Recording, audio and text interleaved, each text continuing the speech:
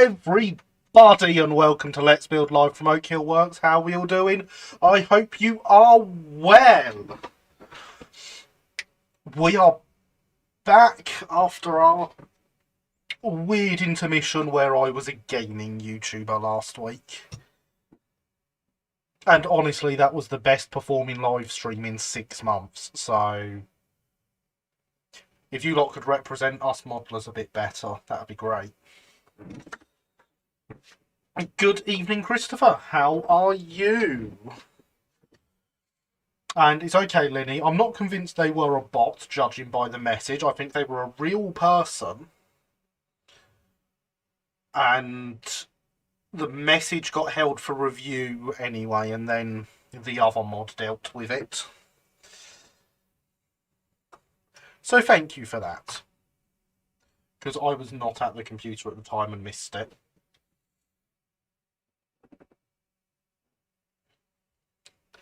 But yes, we have a new project. New year, new project. Okay, we're 9 days in and we did a stream last week that was this year.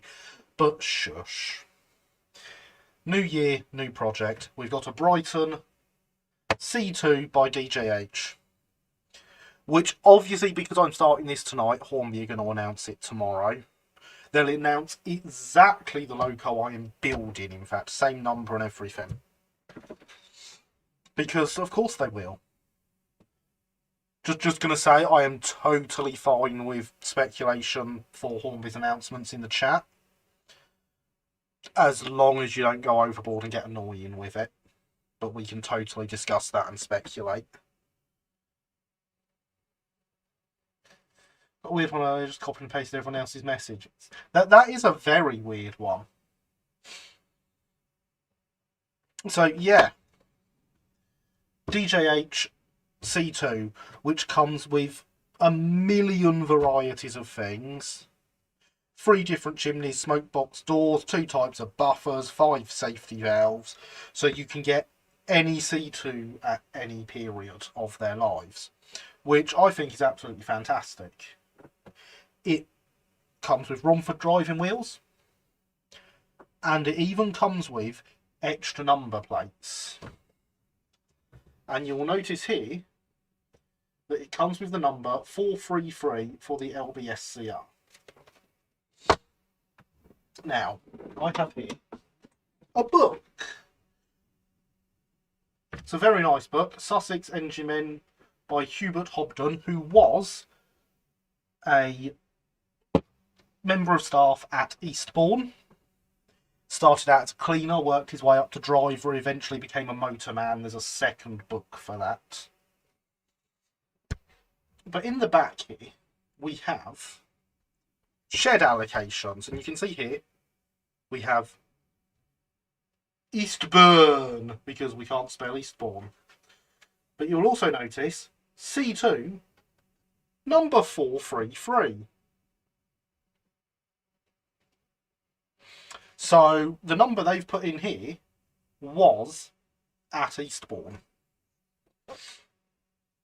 And then in the footnotes here, we will notice the E3 was possibly used on the Cuckoo Line passenger services, with E1s and the C2 covering freight turns. Now the Cuckoo Line is, of course, for those that don't know, the line that Hailsham was on, which is my exhibition layout.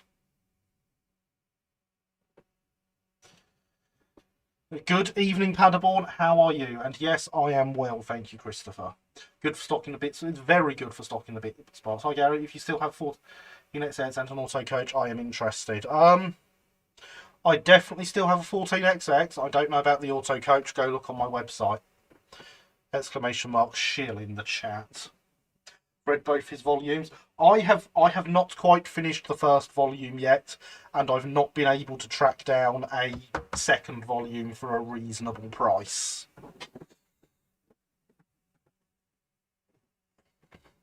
But yes, so in the box we have a Brighton C2 with a Brighton number that was allocated to Eastbourne and pulled goods trains through Hailsham, where I am modelling with my exhibition layout. Could we ask for a more perfect kit? And good evening, Bob. How are you? I hope you are well. FXR, have a look on your model railway website. Excellent, please do. The more people buy, the better. So someone was looking at the auto coaches the other day, and I can't remember if they bought it all or not. I know the 14XX is still there. I just don't know about the auto coaches. Borrowed them from the local library. Aha. I like owning books. That's my problem. So I'll get a copy of his second book at some point.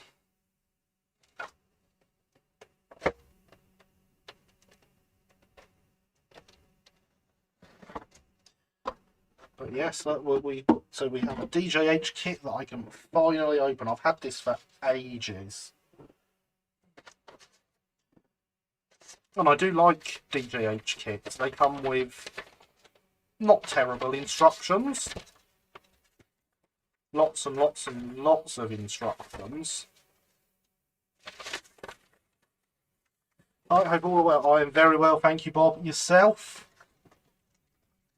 Many extra parts, so we've got motor mountings and such forth there. There is our Brighton number plates, these top two, with all these ones being SR plates. We have the DJH motor that I have tested, and in fact that has the motor mount pre-attached to it. That is the only thing extra to the kit that's in here. But the castings are absolutely wonderful. They are so crisp and nice, and I always enjoy them. There's always a bit of flash, but it's easy enough to remove. But they are absolutely fantastic. So even though I hope all of us only was home Royal Man on Friday, so I'm now back out looking for work. Good evening, Simon. Sorry to hear you're having to be back out looking for work, but welcome. I hope you are well other than that. And good evening, Lady Alex. How are you this evening? I hope you are well. Fine, thanks you too. Indeed I am, Bob. Indeed I am. Rather tired because I stayed up rather later than I should have last night, but other than that, spare worming gear. And then another great thing with DJH kits is everything is packed individually. So you can just get out the parts you need. And there's just loads of these.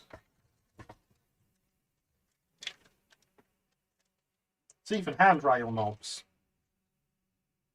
That's how thorough this kit is.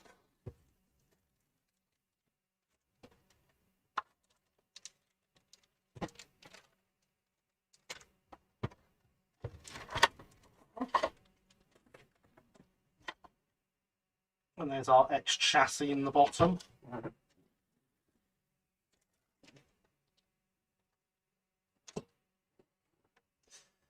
Well, tired after last night, but I'm happy. I had a productive day and a good dinner. So the kit looks good. I've wanted one for a while myself. They are fantastic. I've built a few DJH kits in the past, and I've always really enjoyed them. So I'm rather looking forward to this. Midlife crisis keeping you up late? No, not the midlife crisis keeping me up late at all. Well, I was up late talking to people on Discord. Does anyone remember what time we went to bed? Because I don't.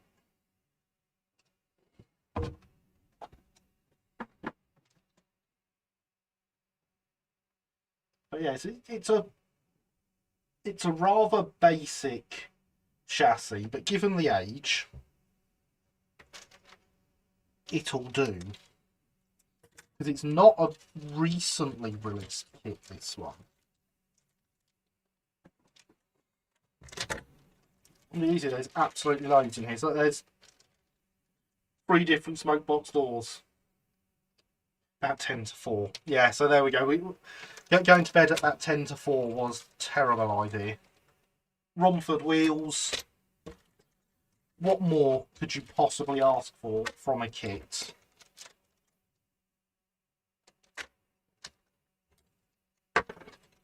It says on the box the only thing you need to add is a motor and gearbox, and I got this with a motor and gearbox.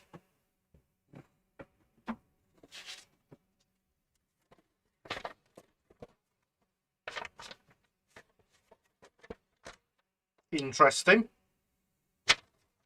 Instructions number 3, 5, and 4.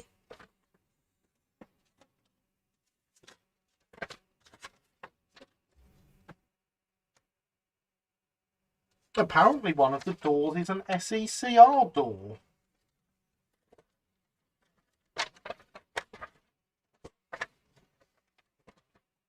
So there is all our optional bits, along with instruction number 1 that appears to be build the body. Instruction number 2 is build the chassis.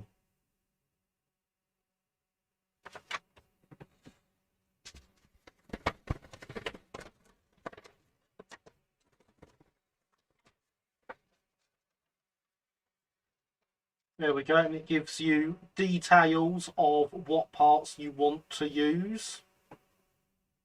So I know 433 is in the first batch, so they're the parts I want.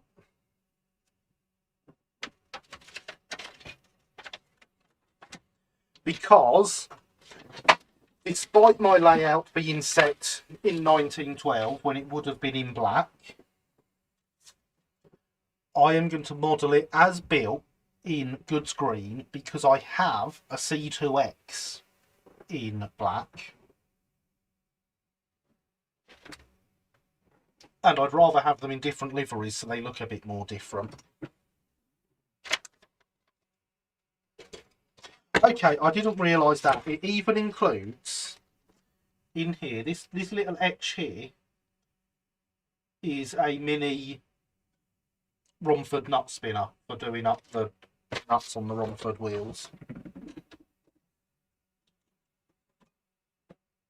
I have a proper one, but it's rather nice of them to include that with the kit, I think. Well done, DJH. You are fantastic. Thank you very much. So, instruction 1 can be pinned on the board.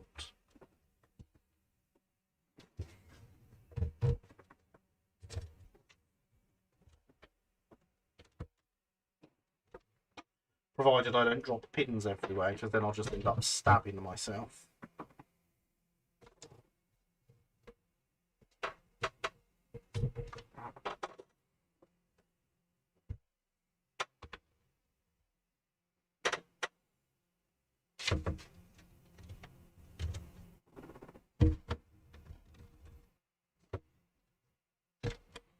There we go.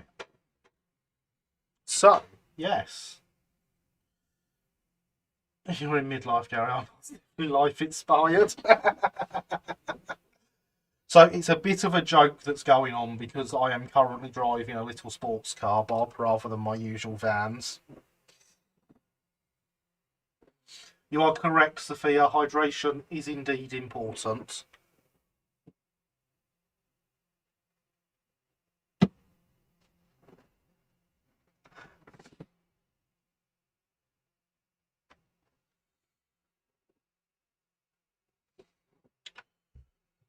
Any thoughts of what I can use loads of spare footbridge lattice work panels for?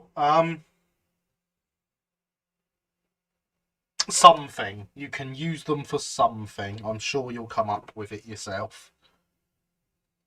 Does that help?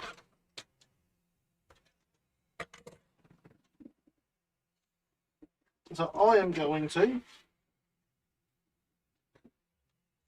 grab my cutting mat Station fencing, that is a good suggestion, Alex.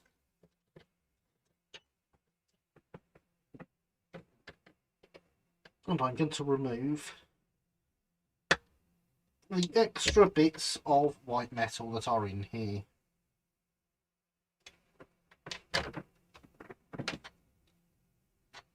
Because they've done their job of keeping it strong in transit.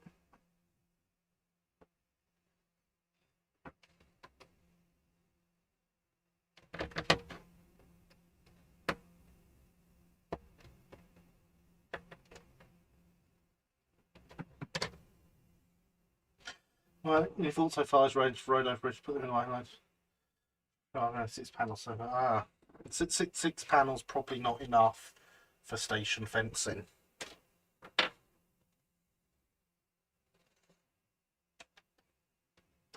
But that other idea of a wagon load is also a good one. She's a clever lass, is that, Alex?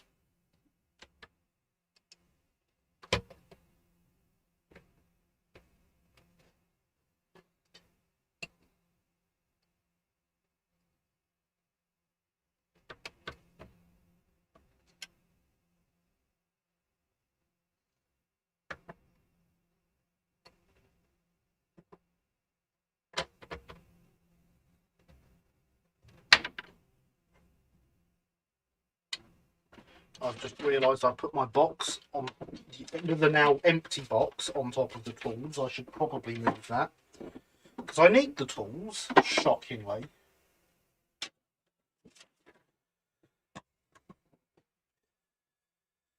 Is it a pedal car though? It is not a pedal car. It is a little 2-seat convertible and is quite different to the vans I usually drive.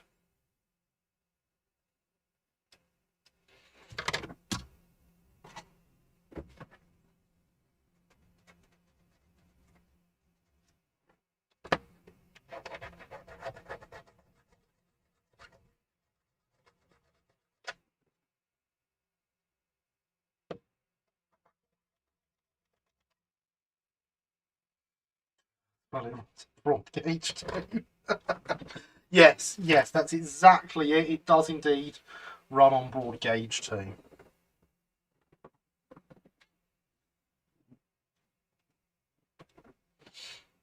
So we have a footplate.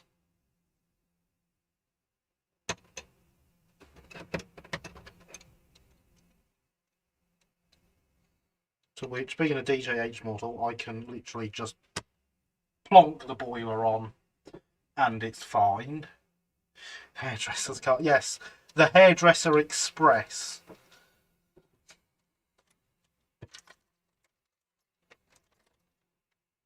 So what else do we need? We need the buffer beams,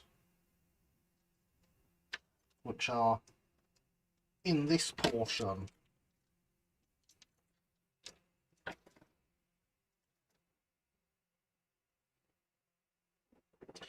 We need chimney A, which is this one.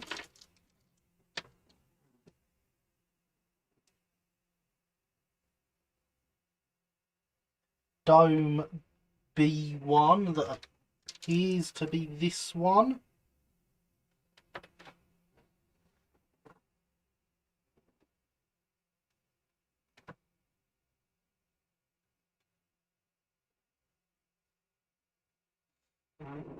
Whistle C, which probably isn't in here. Oh no, it is.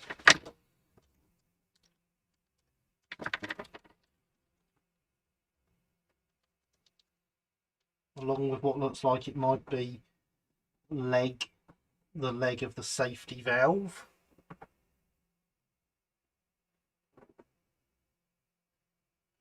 And smoke box door D,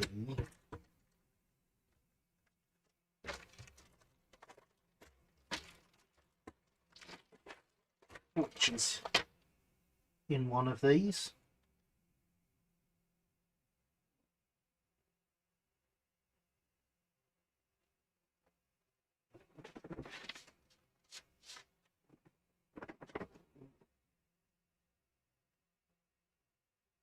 There's two that it could be. I'm just working out which one it is. It's this one.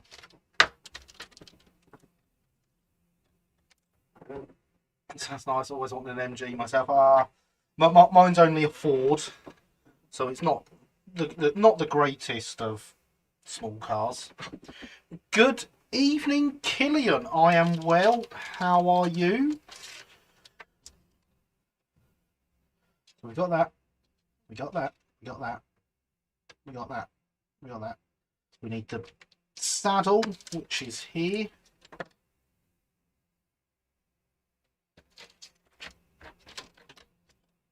We need the cab roof, that's here.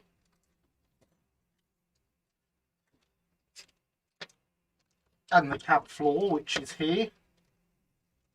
This bag's done with now. 2 spare smoke box doors. One is, and looking at the part, I can see it now. If we could have some focus, please. Is very much a Southeastern and Chatham door. It is, Lewis. You are quite correct. That is exactly what it is. We need some cab parts, which are here.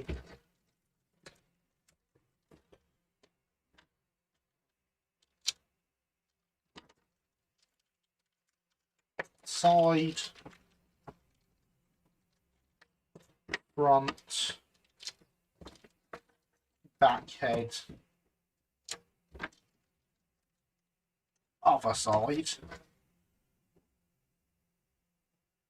That appears to be everything other than some screws.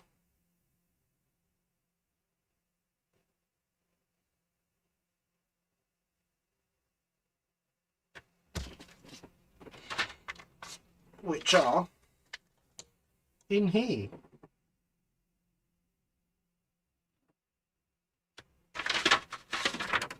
Now let me check my parts list to make sure I get the right one.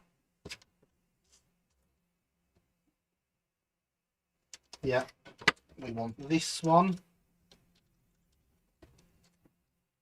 to go at the back. What's one at the front? The one at the front is this one. And we want a nut to go with it.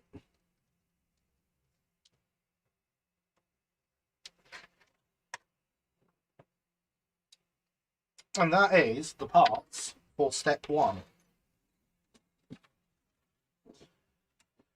So I can turn the soldering iron on at last. I say, in theory, being a DJH kit,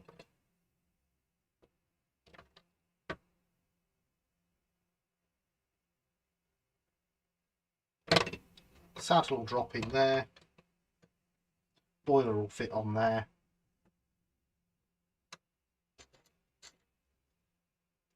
Smoke box door will need this bit removing, but then it'll slot on nicely.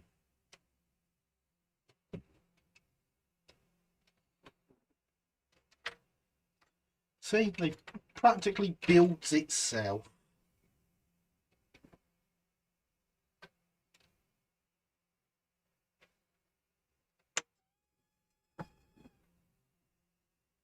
And thank you for the subscription, German Tanker 131. Welcome, and how are you?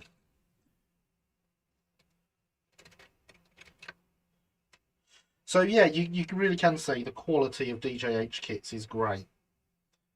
Like that bit is floating there because the parts just fit nicely together.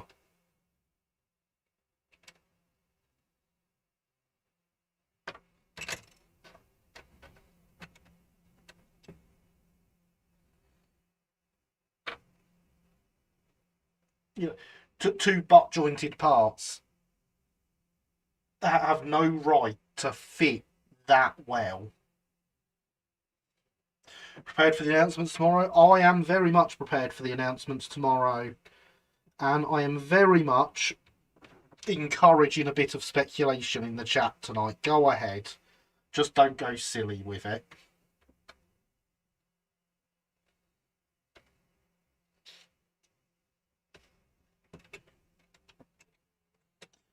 But you can see this is going to be a nice, simple build. Now, I do actually want to take this back out. And it was rather tight, so that probably won't be easy.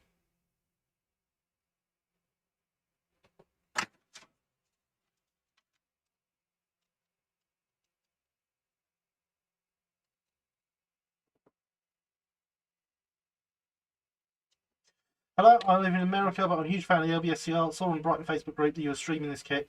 Want to get one myself. Oh, fantastic. You are not the only American modeler we have that comes here, and we certainly not the only one of the Brighton I know. So good to have you here. Welcome. And I did not know that I had been posted to the Brighton Facebook group because I do not often go on Facebook. So thank you to whoever shared me on there. Very much appreciated. Generic 48 57 foot buggy carriage from Hornby, anyone?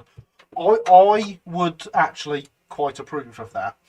Hoping for the U tomorrow. That would be a good one. It's got to come eventually, hasn't it? For one, I guess, which has 18-inch gauge. Definitely. I can't see them not doing that, Killian. Me too. I like to get the Lion locomotive and some other new releases from Hornby. Well, why would you get Lion from Hornby when Rapido are doing it better? That's my question.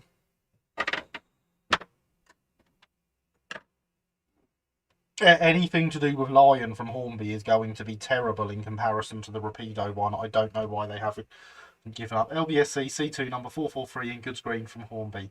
That is what I am very much expecting, Sophia, because I have started this tonight. It has to happen, doesn't it?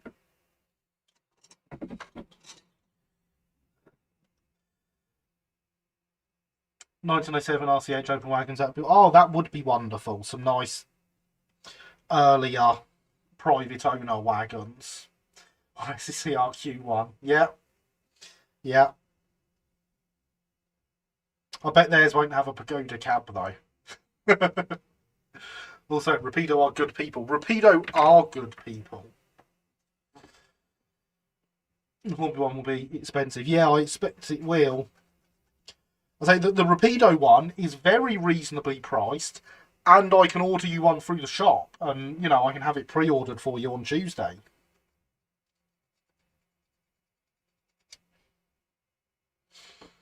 Shares you on Facebook for it would be interesting. Thank you, Alan. That is very much appreciated, and welcome to the chat. How are you? So I am primarily an LB&SC modeler, but it feels like forever since I've actually done an LB&SC project, and I miss them.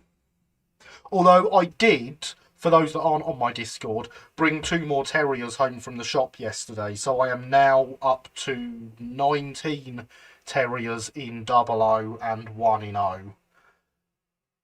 I am very tempted to order myself Stepney in Improved Engine Green in O, along with a rake of the O-gauge Stroudley carriages to go with it, because why wouldn't I, really?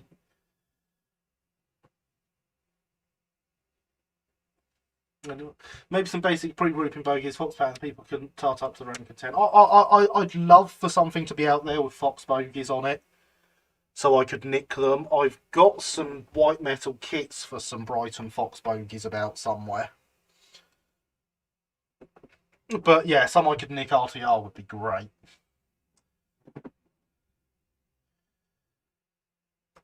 Right, anyway, I should get the soldering iron out now that it's nice and warm.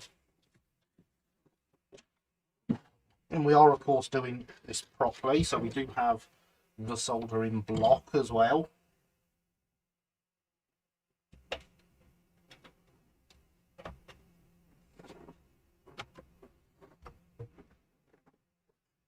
I'd like to see how well the Hornby line runs on my layout, as my bedroom floor has slight gradient, so it may be a challenge for the loco. The Rapido one will run better because it's not from Hornby. Get the Rapido one. That's the answer to that. Finally got more terriers than they own, another 31 to go. Yeah, I'm getting there. I'm getting there. I will have them all.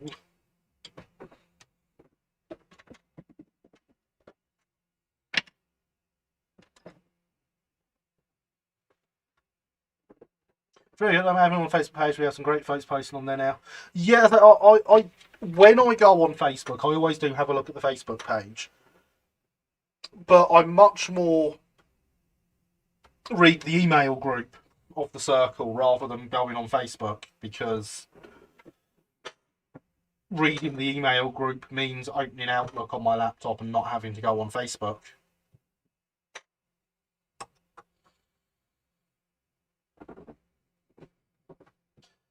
Horrible building kits, but workshop, painting decals, wiring motors are my weaknesses. So, hopefully, we will do this entire build on live streams. Obviously, it won't all be done tonight, but we'll get what we can done. We'll keep going until it is done.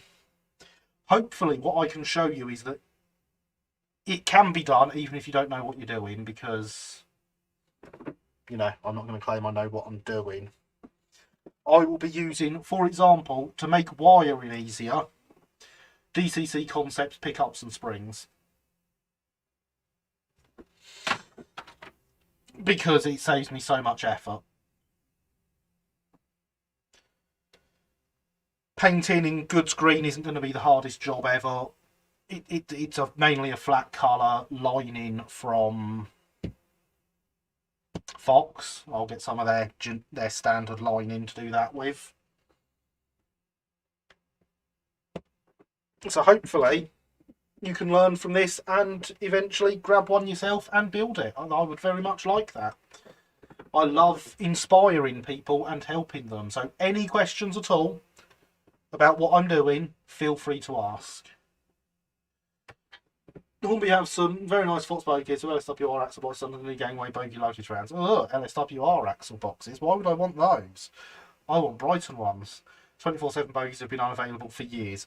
I mean, I do have a 3D printer, 5 foot away from me, so in theory, there is a solution there. I wish Backman will sell their Chatham bogies as spares. The only other main options are Roxy's X1s, although someone from Society has etched their own, and all 24/7's white metal ones. Yeah, it would be great if they were available as spares, especially like with the Raykind building of the shorter bird cages. I'd use them under that just because it's so much easier. I could do a comparison between the Rapido and Hornby. Rapido is better, you don't need a comparison. C2, welcome Javier. How are you? So, before I do that, cleanliness. We want things to be clean for soldering. This kit has been sat around for quite some time. So anything where I want to attach solder anywhere, I want to make sure is nice and polished up.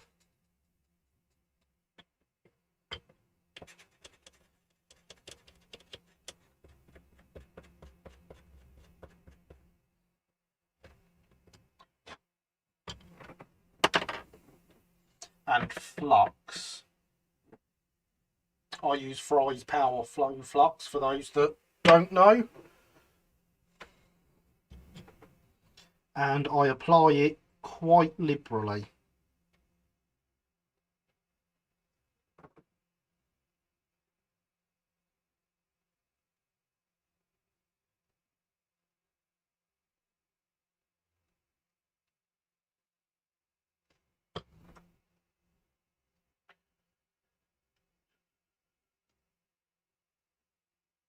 Make it so, Gary. At some point, I am definitely going to start producing kits at some point. I am currently working on a Brighton ballast wagon. More because I want one than I feel there's a demand for it as a kit. but also, and again, it's quite simple, so it shouldn't give me any hassles as my first real 3D print project. But you know, there will be more in the future once I've got that going. Currently looking at C1 brass kit made by EB Models. What brand is this C2? This C2 is from DJH. I believe it's still available from them. I can definitely recommend EB Models. Ian is a fantastic person. Okay, sometimes pops in here, but not often recently, so I've been rather ignoring the Brighton recently.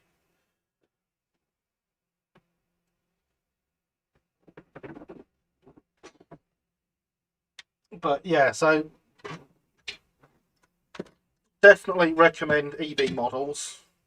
An absolute pleasure to deal with and always fantastic stuff. Doesn't help that our models' bogies are extra from such thin brass, they're too easy to bend out of shape, I found. Where's mine?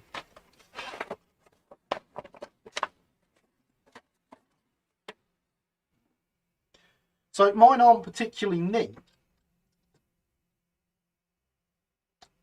but they're not terrible. I did use so much solder that they look like they're white metal though, so that could help.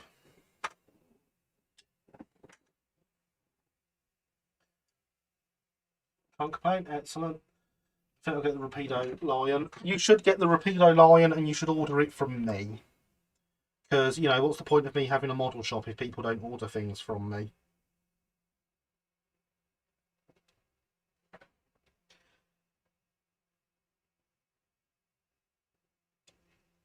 I should really get the Rapido pre-order stuff up on the website.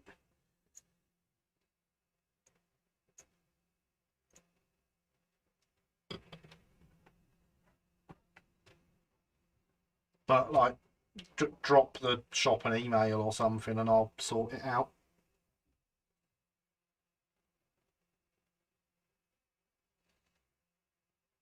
There we go, so we're just applying a small amount of solder.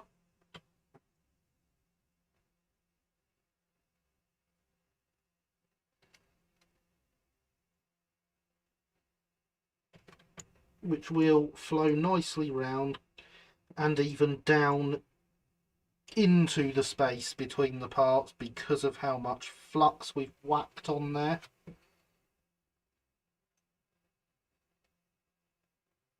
I'm not sure I've got enough on the bottom of the foot plate there. It's a wonderful piece of CAD ballast wagon. Thank you very much. Do we have anything in mind post ballast wagon? Nothing definite as the next thing. There are a couple of things I want to work on.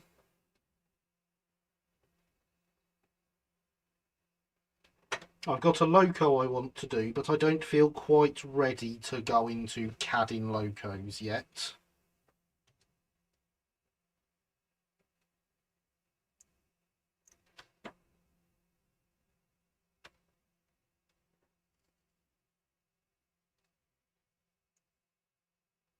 But one day.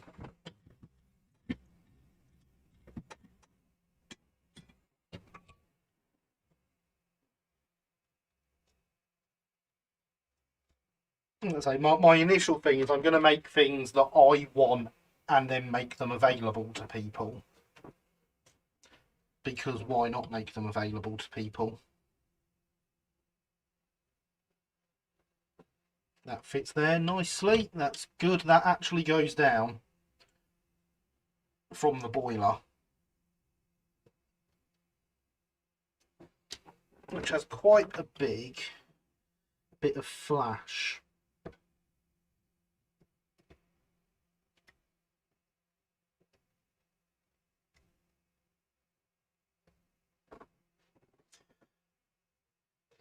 I feel that very interesting to hear nonetheless. Yeah, so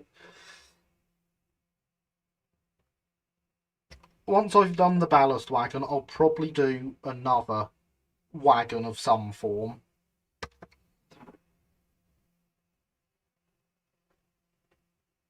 But something a bit more advanced. So the ballast wagon I'm working on is dumb buffered. So I'll probably do something with sprung buffers and more brakes and stuff.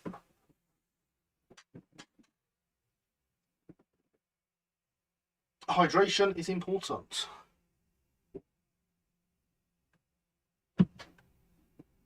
Yeah. Work my confidence with CAD up slowly. That's the plan. What are you hoping for tomorrow then? I mean, more terriers.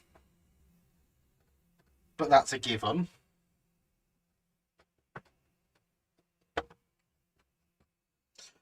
And other than that, nothing really. I mean, if they want to do more Brighton stuff, that would be fantastic. I'd love to see more Brighton stuff. But at the same time, it's been a very expensive few years. So I don't actually want them to announce loads of things that I want. Some Brighton, say a Brighton Open A wagon, Stroudley pattern van, an Open D, and a brake van would be fantastic. I would love that. And since they've already got the Stroudley coaches and the Terrier, that'd be fantastic. A load of good stuff to go with it. I don't see it happening, but I'd be very happy if they did.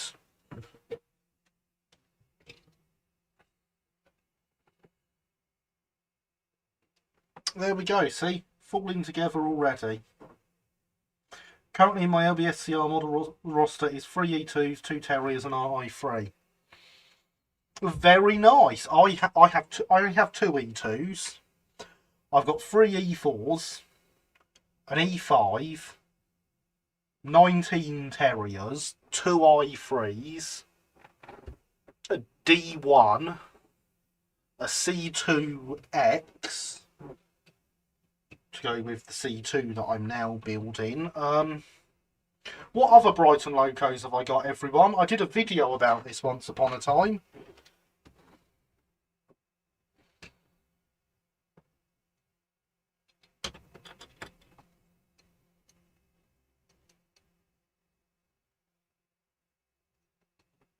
That fits in there now. So if that drops down there, can that sit over it? Or do I need to extend the hole? I think I need to extend... No, there we go. It can sit down over it. Needed a bit of persuasion. Billy, cool, I've got a K-class. I've got 3 Atlantics now. I've got a D3, yeah. Oh, yeah, my Craven 040, number 27. Car. I have a lot of Brighton engines, don't I? It's no wonder I forget.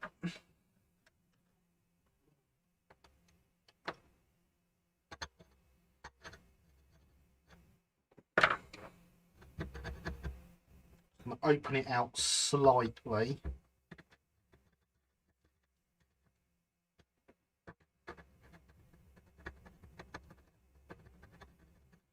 Soon to have Craven's number 115, indeed.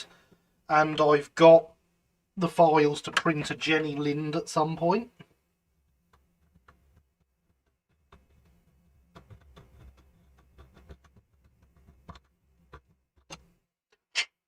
I really need to actually fire up the 3D printer. That's a big bit of flash. That can come off with the knife.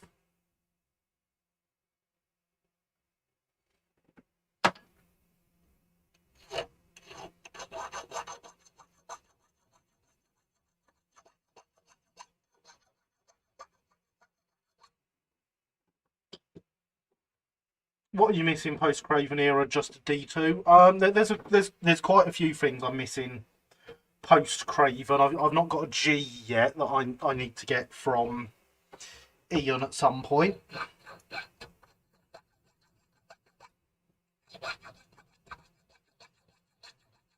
Oh, I've got two B1s as well. So Gladstones, for those that don't know the class.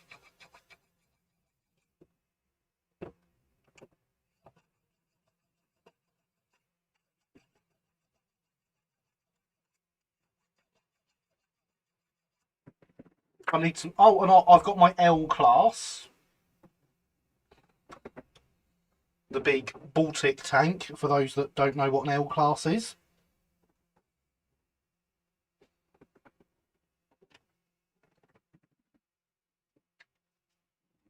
I really do have a lot, don't I? Need an E6, a Belgravia, a Richmond. I do need all those things. I need an E1. So hopefully Rapido do come through with that, and I need the J twins, yes. There we go.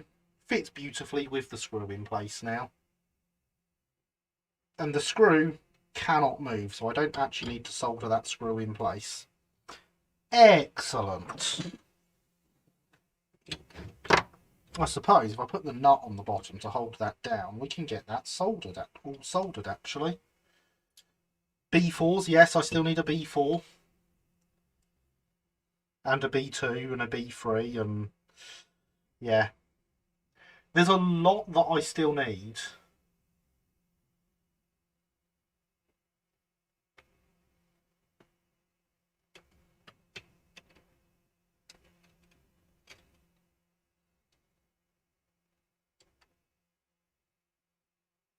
Another Craven on my to-do list, and of course the Shark 223 World Tank. Fantastic. More Cravens is more good.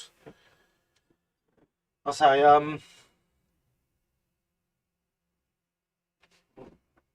I very much plan one day to have every loco class that the Brighton had at the time of grouping.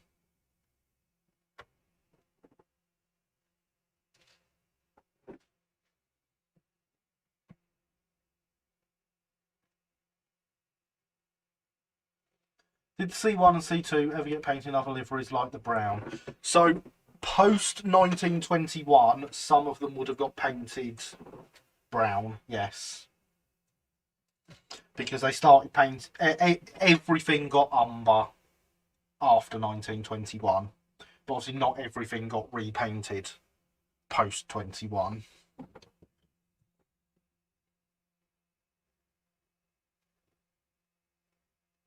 I forgot to polish that. And it's really dirty. Let's clean the flux off that side.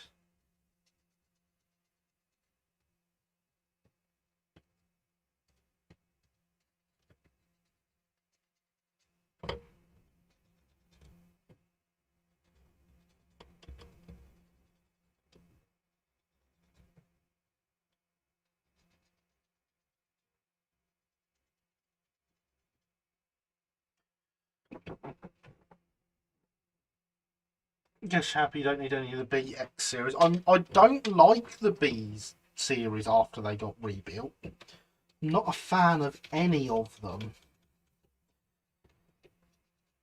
So here you'll see I am polishing up the bits you can't see. Because if you can, you want to solder invisible areas.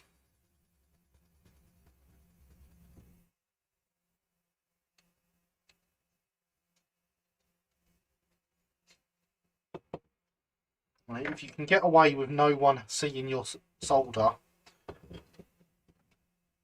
then that's perfect. My to-do list includes B2, D1, certainly a K class in the future, and an L class I want to be once. See, I've got a K, and I've got an L, I've got a D1.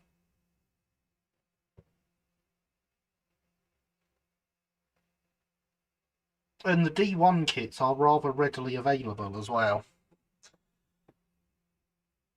So some of us can even get them through through their shop.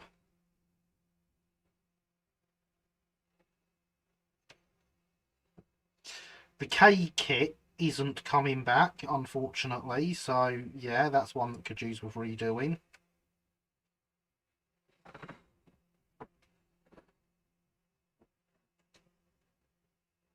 The B1 may or may not come back. It's not a priority for the new owner of the range, I should say.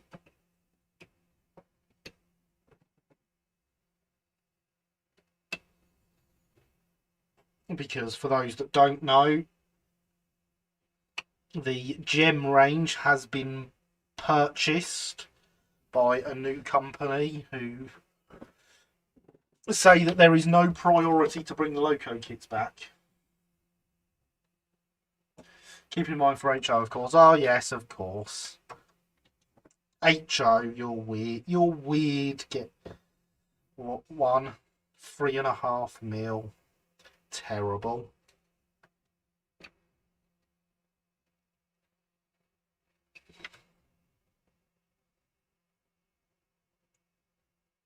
Four is the best number of millimeters.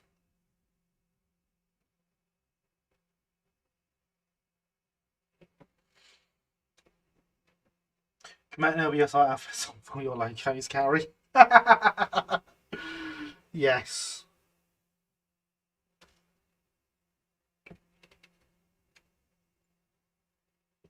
Make a map of the southeast with my terriers.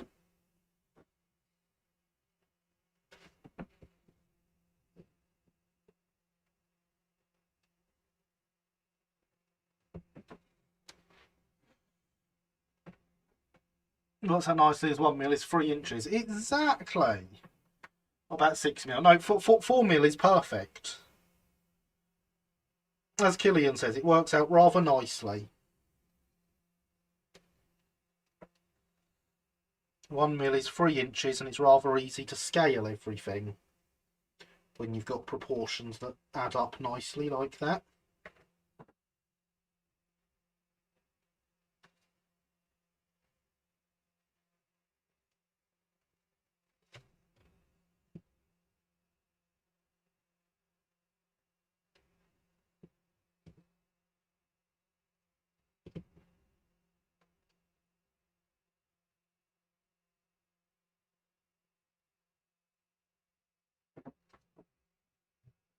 Two mil is also good for scale. Yeah, but I like to be able to see my models.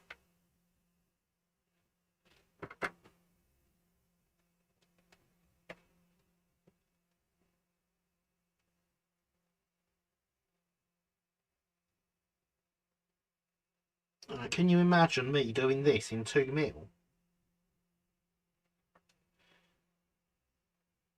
I'd actually have to put my glasses on.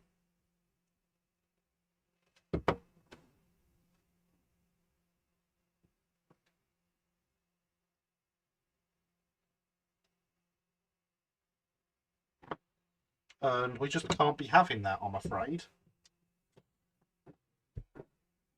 And the wheel stands of N are a joke, like more of a joke than double O.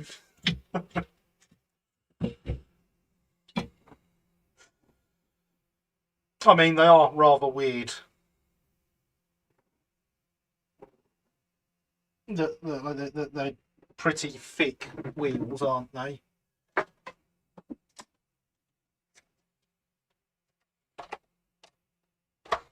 Sorry, if you want to see a joke of wheels,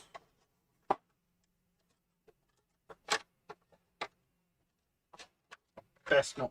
I've just dropped them. No, there they are.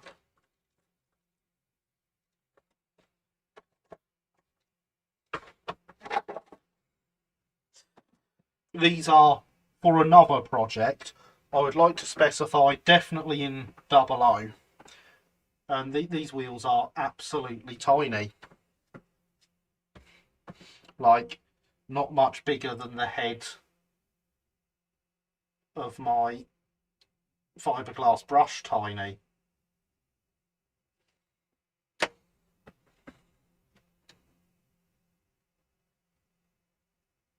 You don't get many 00 models with wheels like that, do you?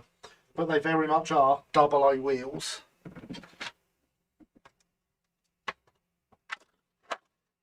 But both HO and 00 from every country possible have a mixture of different scales between 176, 187 and 180. Oh, interesting.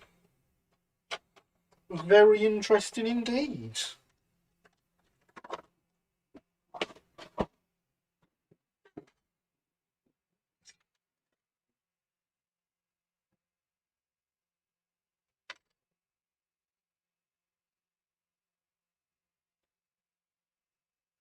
Let's drop some more solder in there. And we're basically making sure that screw can't move. Doesn't really need to be soldered in because of how well it's held. But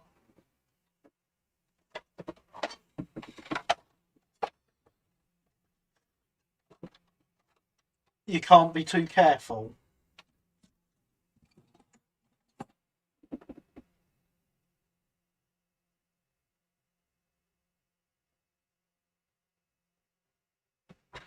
They are 6mm, Killian. So they're too small for you. Sorry.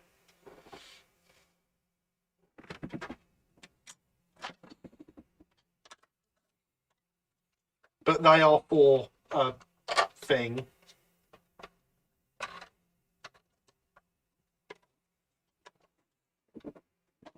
Some people will know what that thing is. Some people will find out when it happens. Yeah, for whatever reason, Chinese 180 maybe because their railways and narrow gauge models are on standard gauge track. Yes, so we do have someone here who likes to model Japanese, if he's still about. So I am familiar. Oh, well, I was planning on putting 009 wheels on longer axles anyway. Fair enough.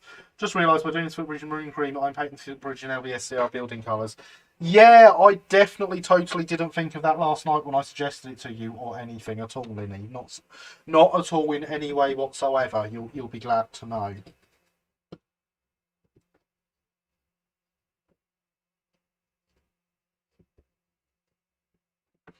I think how you're doing it is different to how the Brighton did it, though. To be clear, I wouldn't let you just direct copy. Plus, it was reasonably common, stuff like that, wasn't it?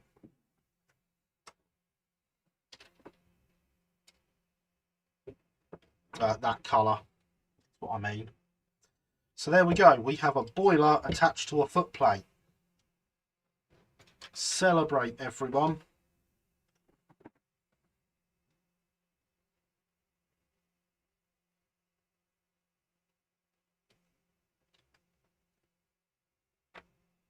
I now need to remove this bit of sprue that I can totally see why they left on there.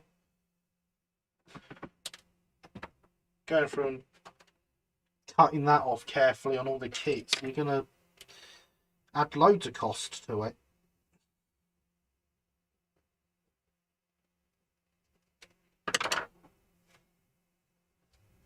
It was, although I could have gone for purple brown. Nah. You don't want that.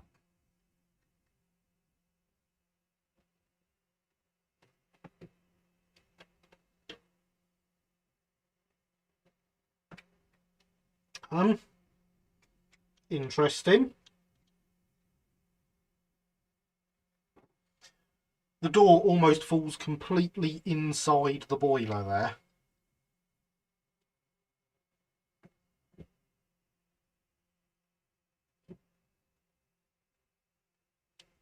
Which I'm sure it's not meant to.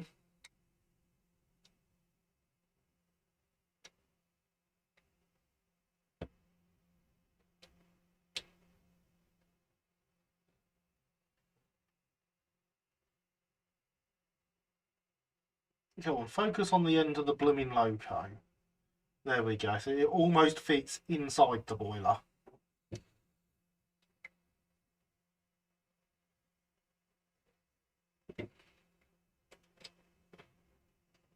I might open that out a bit so that it does fit inside.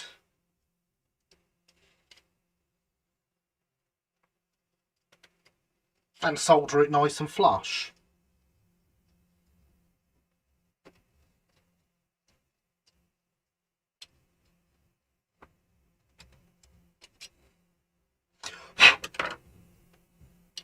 But yeah, whilst it probably is my Brighton influence, maroon is one of my go-to hard-wearing colours for that era.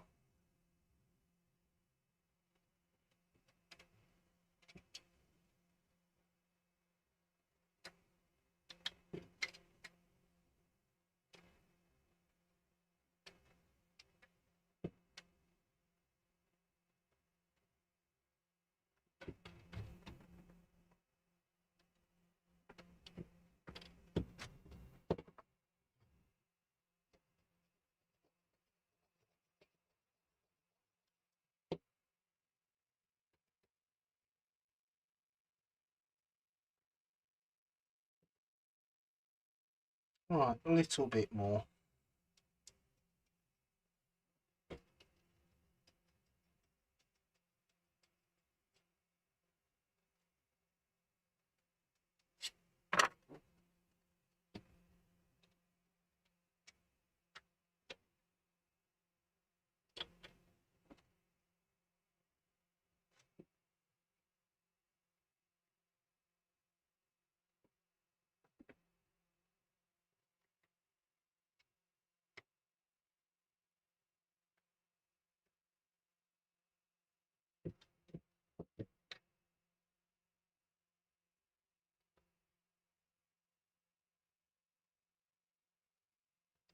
There we go.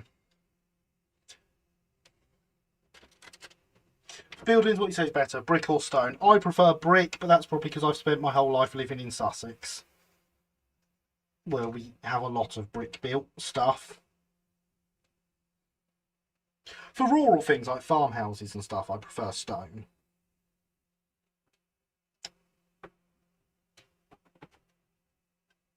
Look at that, not even soldered in, you couldn't tell.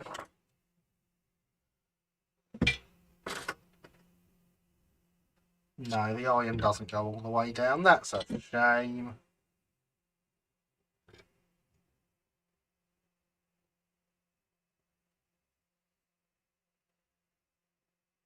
I didn't think it would, but it was worth a try.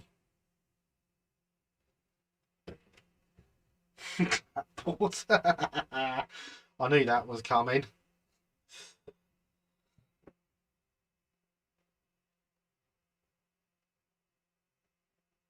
But yeah, if you're in an urban area, brick. If you're in a rural area, stone. That's my personal preference.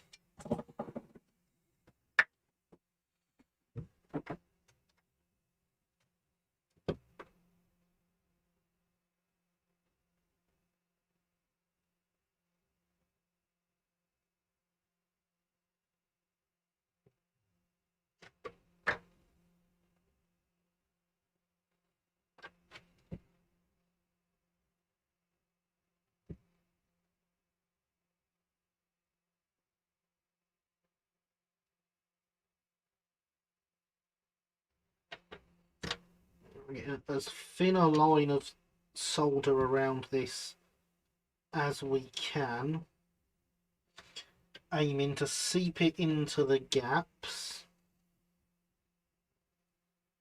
and not really be visible on the front.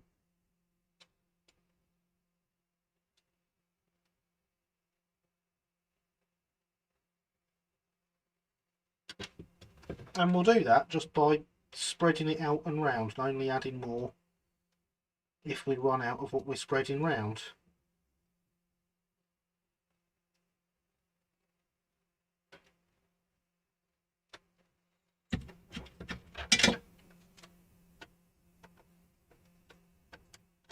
But there we are, smoke box door in place.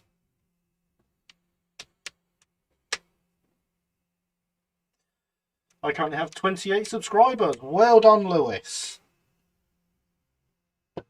Congratulations on 28 subscribers. Generally comes down to when and where you're building. It was red brick boom in the late 18th century, early 20th century, hence the profusion of its use around the UK and Ireland. Yes, indeed there was. This is very therapeutic watching. Thank you, Christopher. I'm glad it's doing something for someone. It's contemplating to go either Pico Many Ways brick station kits with Halsey's kit alongside it, or the ratio stone one. Ah, okay. I prefer the ratio kits to the Pico ones, personally. Even though they are all Pico now. Although Kent London produced a lot of half-size yellow bricks intended for export, but the French didn't like them, hence why they were then used in those areas. Fair. Appledor's Good Shed is an excellent example, as are parts of Canterbury's terraces. Gone for the Pico Many Ways station, you can build it up, quite an interesting builder for it, although I have also modified it a bit. You have done a fantastic job on it as well, Linny. Those bricks are protected now because they're not made anymore. When a yellow brick building is demolished, it has to be dismantled and then the bricks cleaned up for reuse. I did not know that. Very interesting. Flint face buildings are best. I mean, it is a very nice building material. Not gonna lie.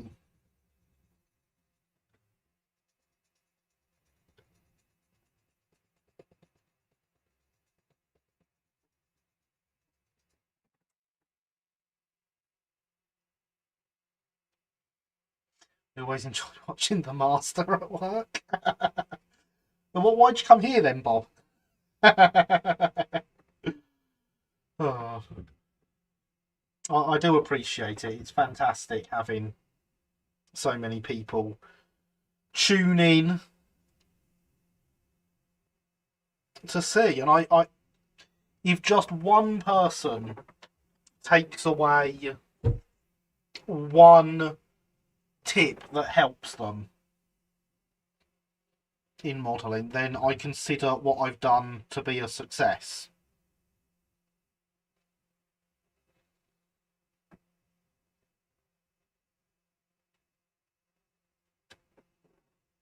Because, you know, once upon a time, I used to be involved in a group Twitter chat thing.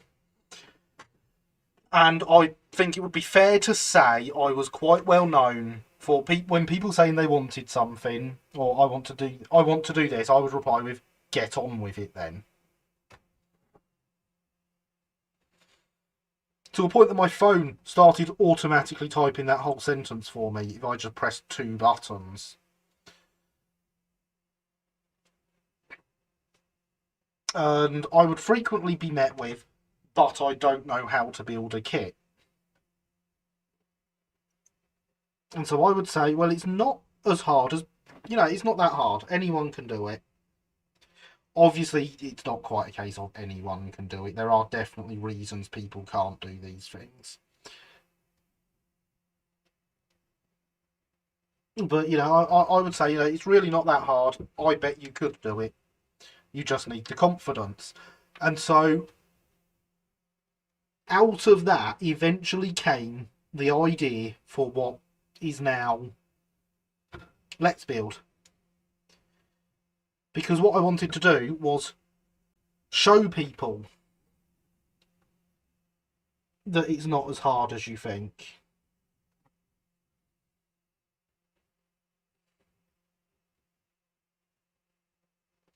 And that, yes, it's scary and it's daunting and you jump into these things not knowing how it's going to go. But if you get over that and do jump into it, then you can create something.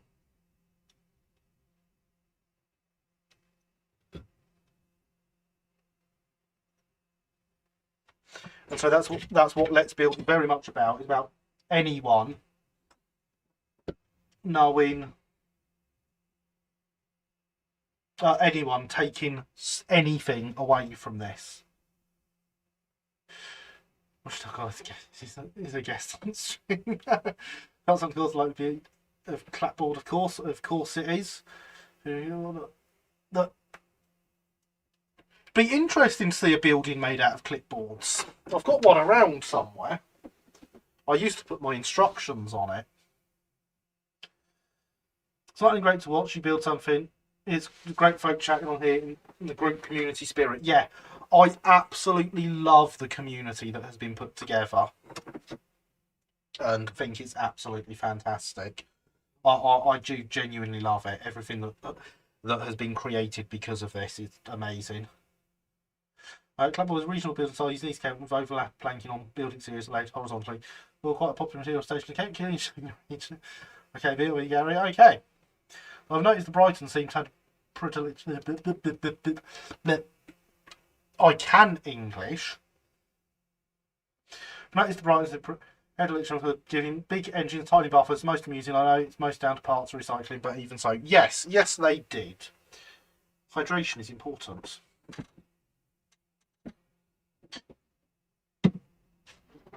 Also, watching live streams really have pushed me to attempt a detank. Fantastic, Alexander. This is exactly what I like to hear. There's been a few times in the past where people have come to me and said, oh, I watched your live stream and because of that I've done this. And it makes me so happy anytime something like that happens.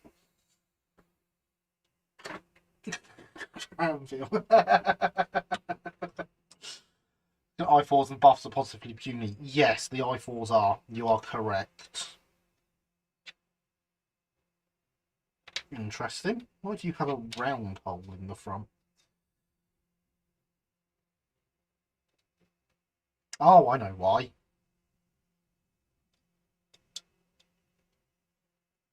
That one goes this side, this one goes this side, and that's for the tender drawbar. That's why it's round. See, I'm not totally dumb, just mostly. But yeah, the Brighton did have a thing about reusing parts where it could, even if it shouldn't. I'm very much thinking of the I1s with their boilers taken off the G classes here. Why would you keep using those boilers at that age? Just why? So, in theory, I can put this whole cab section together.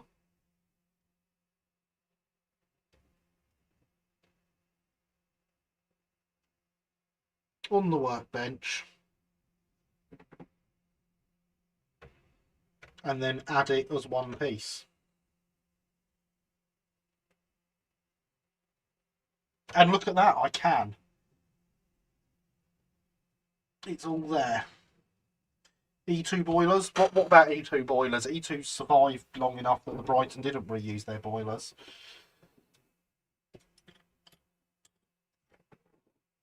The I1s had the boilers off the G classes, which were, at that point, 30-year-old boilers. I forgot to clean it again, didn't I? I'm really terrible at this. It's two things you need when you're soldering: cleanliness and heat.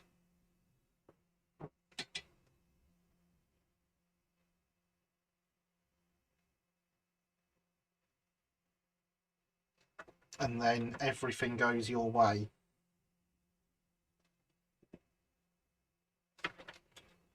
White metal soldering is supposedly harder than brass soldering. I don't find either particularly difficult.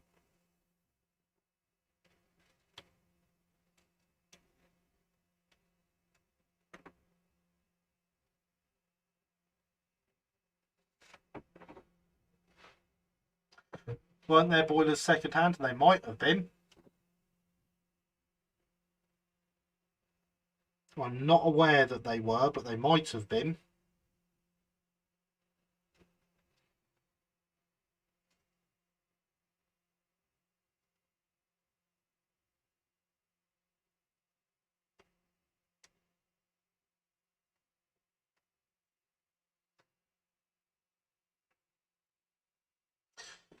Was a strange choice. It was indeed. And, you know, the I1s were poor steamers. I wonder why. Big Express Atlantic tank with a boiler off a single from 30 years previous. Can't imagine why they were possibly poor steamers.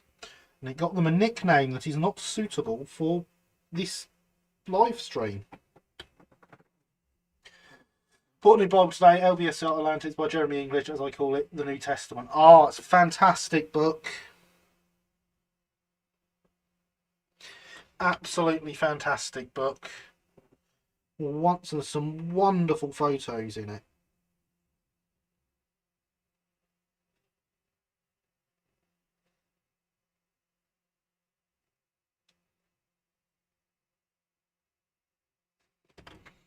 But of course, the real Bible of Brighton locos would be the Bradley books. Just saying.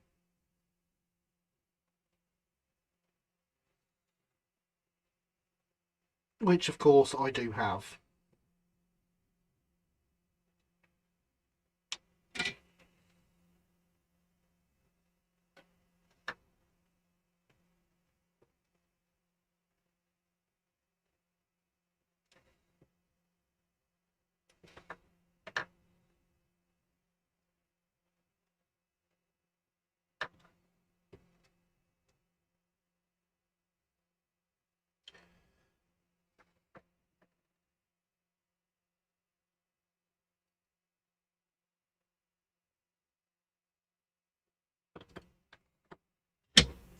Thank you very much. Yeah. I wonder why.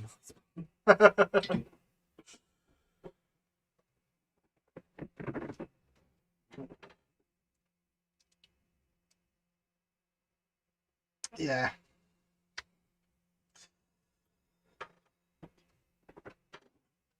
Love the E2 on a set point. Pretty sad they had so many issues.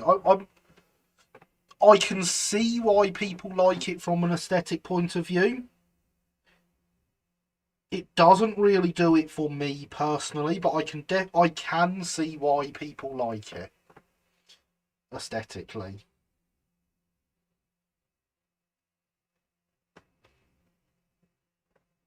But no, it's not my thing, the E2. I have a pair of them, one with the extended tanks, one without. Both made from the old Hornby model. The extended tanks has a Shire Scenes brass tank extension kit.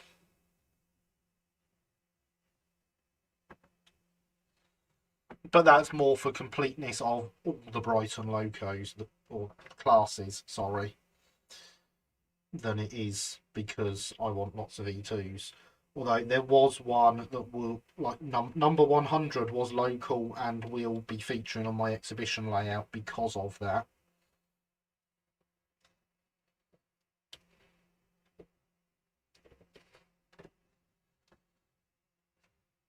So Gary, what did I miss? Not a lot.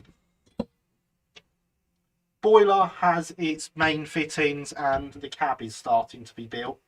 You have not missed much. Really can't. Yeah, fair enough. Have you ever gone to sort an engine out and felt ill at the same of it? Yes. But for fixing other people's locos is my job. Yes. Yeah, Gary, I was going to ask you if that's nearer to plumber's solder, which is tin heavy that you use for the metal tanks. No. It's not.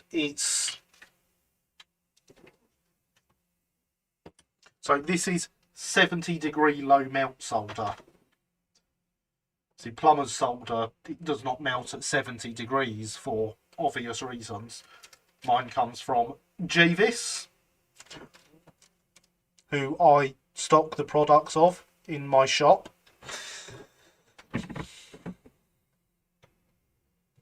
Just saying.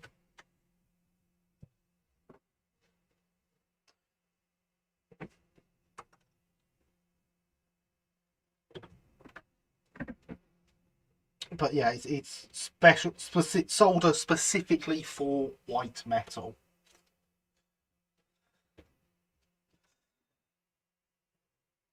I don't have any Javis solder listed on the website, but like if you did want some, I could do you a good price. Probably worth getting other stuff at the same time. I have some Gauge Master fluxes in stock. They're always good.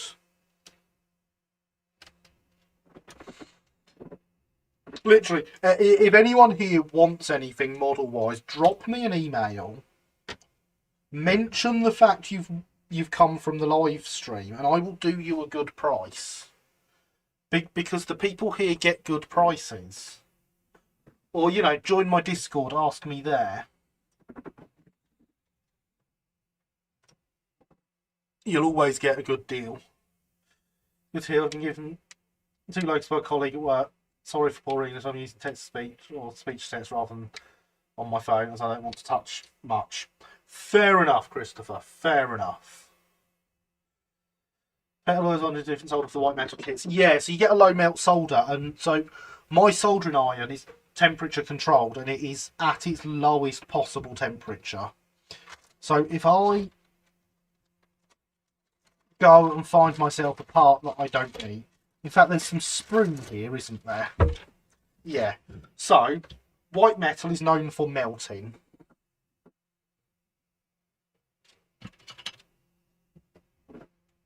There's a big chunk of white metal sprue. Because this is turned down to its lowest, I can hold that on here, and it's not doing anything. Now people are like, oh, you've got to be really quick with soldering white metal. Not if you have a good soldering iron.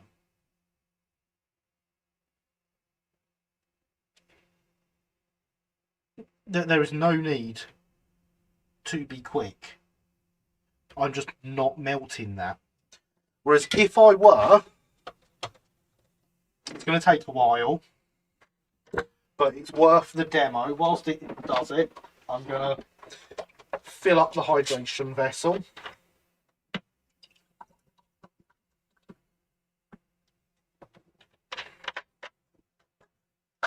Get a bit more than that in there.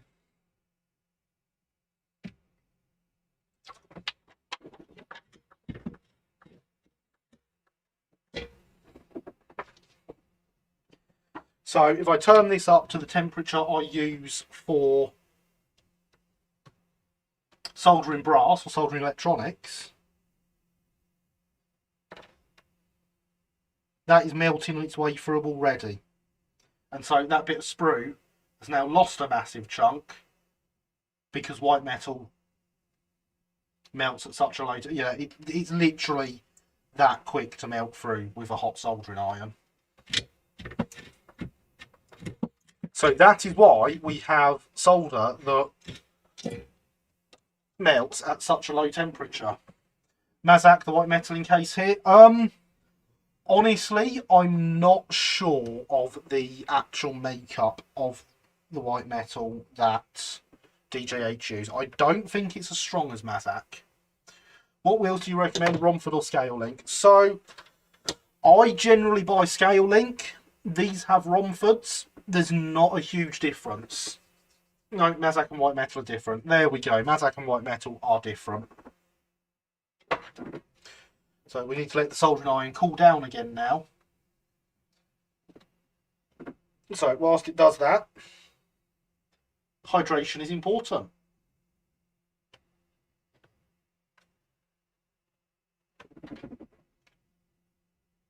And you know, you too can have a hydration is important mug with a terrier on the other side of it.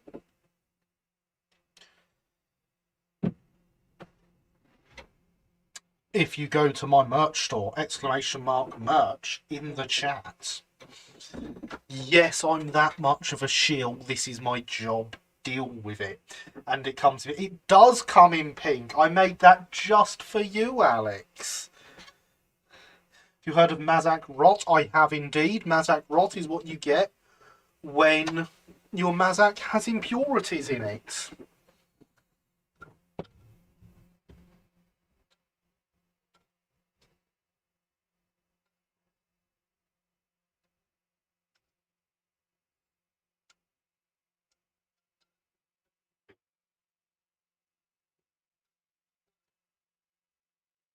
That's interesting.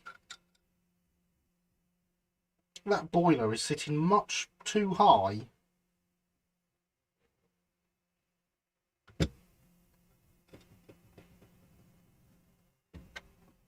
Here's me been praising the kit all this time, and that's not a great fit at all.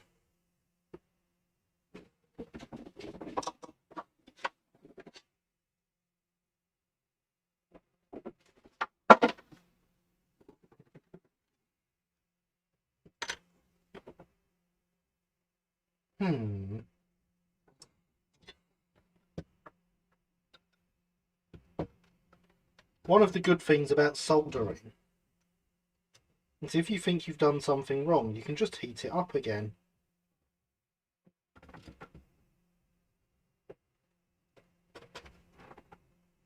Come out of there, screw. How far is it should see to people had shaved down the smoke box where it meets the saddle. Even the photographer who took the shots of the box said it didn't line up the way it should. Yeah.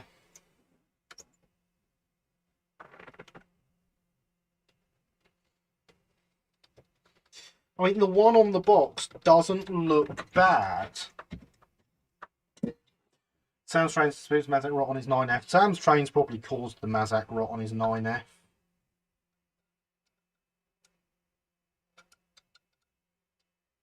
But that's quite a difference.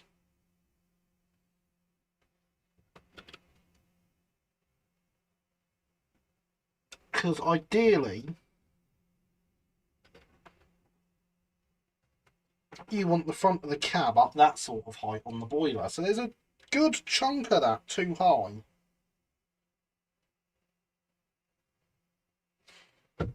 Mazak got sick of him. Yeah. Can't say I blame it.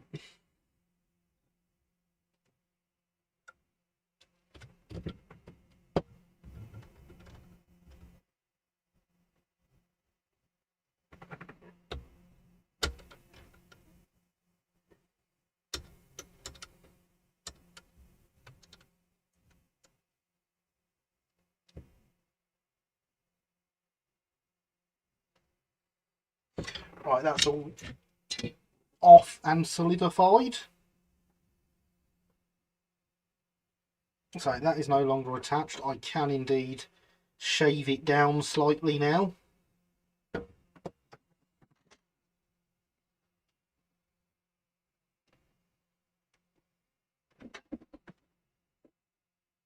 The bot also says hydration is important, so, you know, hydration is important.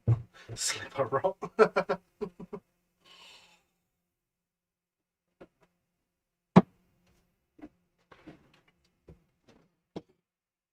Love Sam's trains. No, he doesn't.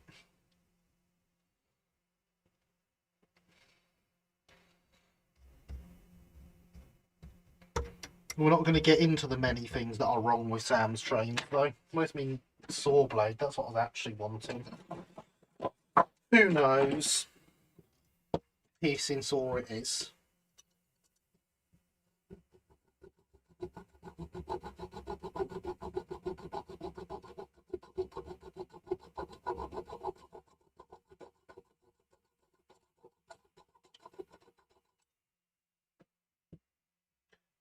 So, some of us don't like biased reviews, unfortunately.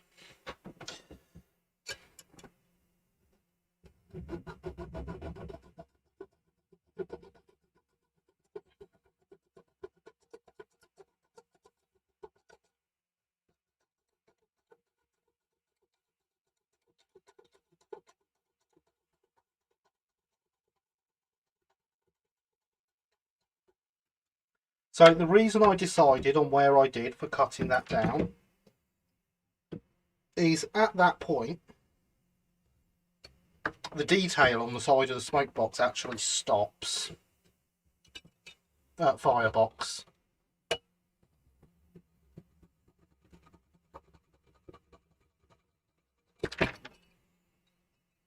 So I figure that's the ideal place to start on that. Bias review has been one of the less serious things he's done and one of the few safe to mention here. Yeah, exactly. But I'd rather we didn't at all, so we're not going to go there.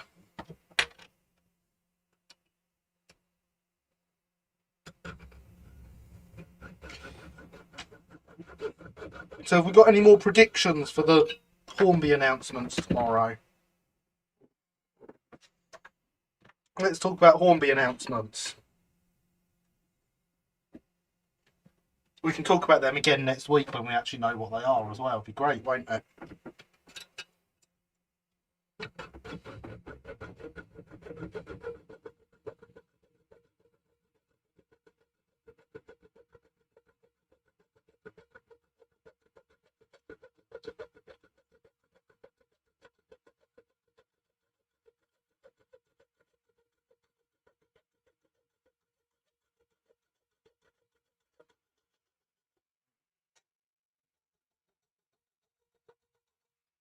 But yeah, I'd much rather go predictions on wish lists than other YouTubers.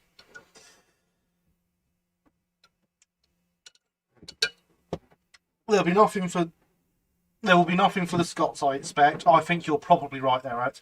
We're entitled to our opinions. I think Sam Trains is a great guy. If you want to describe a racist as a great guy, that's completely up to you.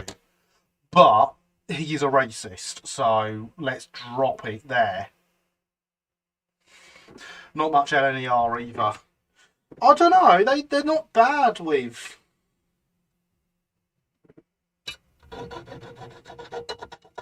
LNER stuff in recent years.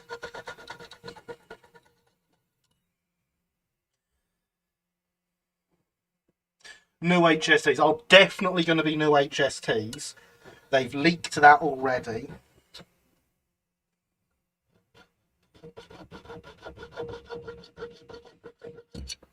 Because that's in response to someone else making it, who I'm sure will provide it at a more accurate scale. So I probably won't see them. I'm a night owl. Rapido doing theirs tomorrow at 7 AM just to one up on Hornby. So well, I'd like to point out that Rapido announcement, when it went up, very much said it was originally said it was something to do with the Titfield Thunderbolt. So we know what that is. It's the Titfield Thunderbolt. That's not too exciting, but it does make me wonder why they're doing it. No SCR, not like I could afford new Hornby. Well, you never know. You might get lucky and they'll release something and it'll be really cheap and affordable.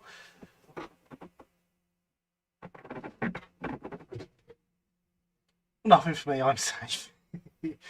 My predictions are nothing for the non-Steam Southern area, plenty of overpriced retools and GWR Steam. You're probably not wrong there, although I will say I do know they have something for the,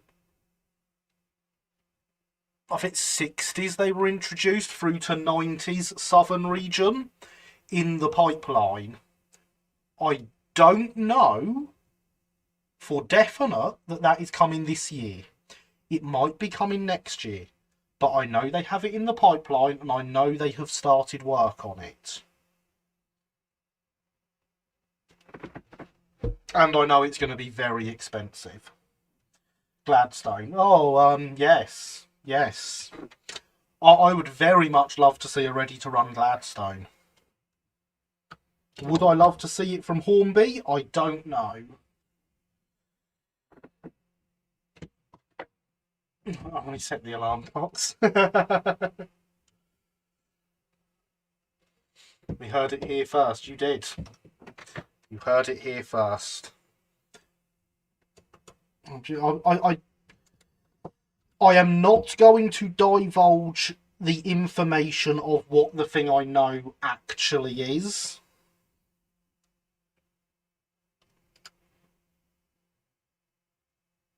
Right, so I've got to lose another 3 mil, roughly. That's a lot, DJH.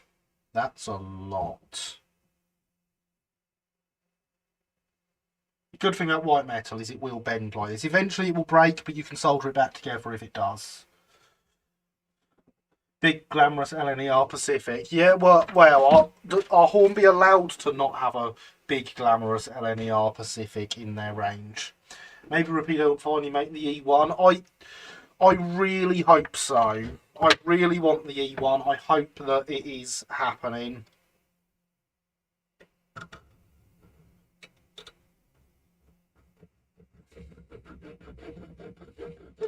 I will be very upset if it ends up cancelled. Do I want an improved 423, a 411, a 319, and a 377 would be nice. I might quit YouTube depending on how I feel. Well, there's no need to quit YouTube. Don't do that, Lewis. Okay, so I know I said I'm not going to divulge what I know, but when they make their announcement, Hillside Junction, you will not be disappointed. As I say, I don't know if it is this year it's coming or if it's next year it's coming. I know it's in development, I know they've started work on it, and I know it's in your list there.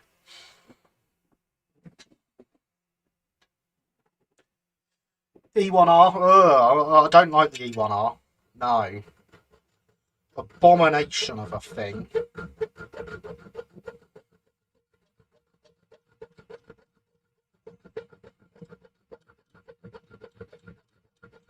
Take a perfectly good loco and destroy it.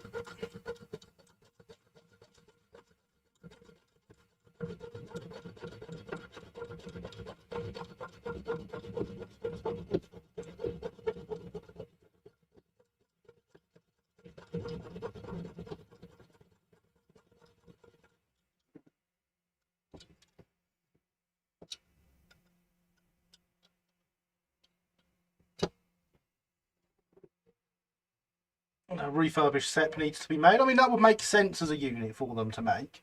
So non-passenger stock be useful, more horse boxes and the like. Yeah, they could do a Brighton horse box to go along with the Brighton carriages they did last year. What is the E1R? It's a rebuild of the E1 that came by the Southern, and it completely destroyed the beautiful loco that the E1 was. And anyone involved in it should have been lined up and shot.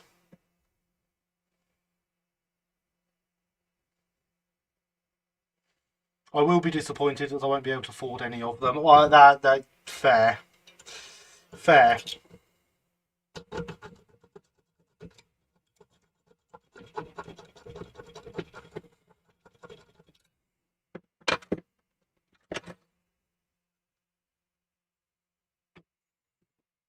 At least you'll know they're out there.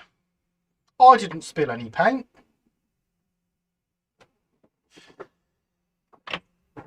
It's only a temporary thing. I will still upload videos. Yeah, but don't quit. Who's making an announcement tomorrow? Hornby. Hornby are making an announcement tomorrow.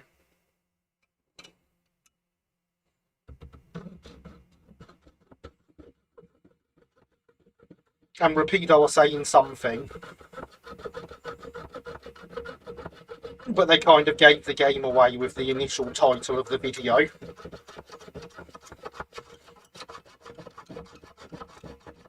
They have since changed the title of the video. But there are screenshots on RMWeb to say that it is about the Titfield Thunderbolt. And 7 o'clock and 7:30 are the times their things are to go out. Well, that's what I wanted to happen.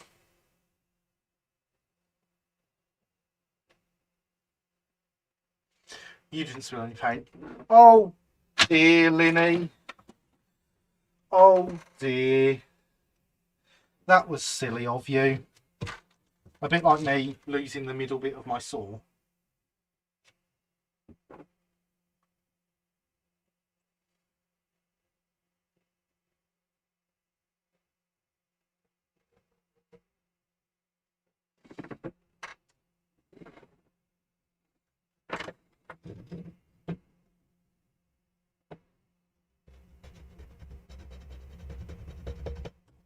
guess I'll cut through the rest of this with a knife. Because I genuinely cannot see what I've done with the saw blade for this one. Otherwise I would have been using that anyway.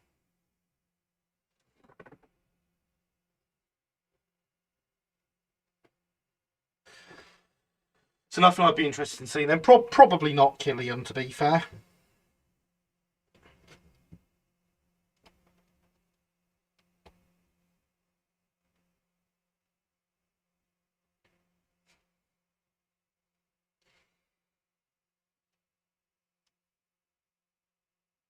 Okay. Not going to solder it back together. Oh, I can't solder. I mean, I probably could solder my saw blade back together. It wouldn't work very well afterwards, but, you know. I solder stuff that people tell me I can't solder all the time.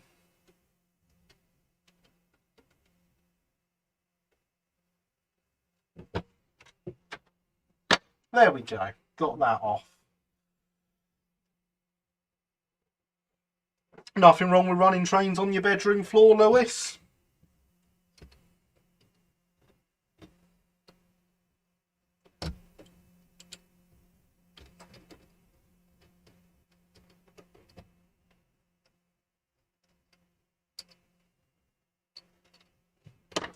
Nothing wrong with running trains on the floor at all. I mean, ideally don't, but there's nothing wrong with it, really. What I'm after is some Isle of Wight Railway branded wagons. So there are some Isle of Wight Railway branded wagons coming out this year from a smaller supplier who I will have in the shop. Say good night, sleep sound, safe, everyone, catch up.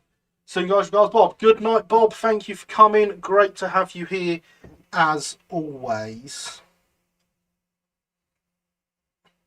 And I look forward to more updates on your turntable, as and when they come.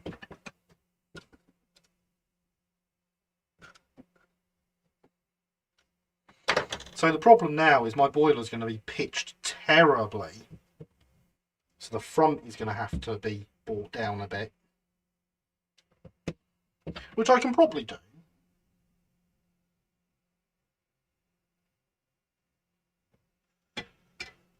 Okay, we kind of done all right, sup and breakdown. Yeah, but there is a company this year bringing out some Isle of Wight Railway wagons in association with the Isle of Wight Steam Railway.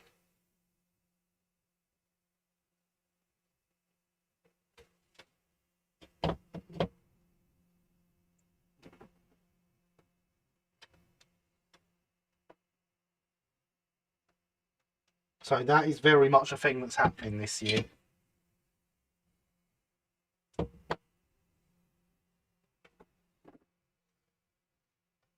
By some soon they are available. Okay, well, I don't know when it's going to be this year yet. I just know they are this year.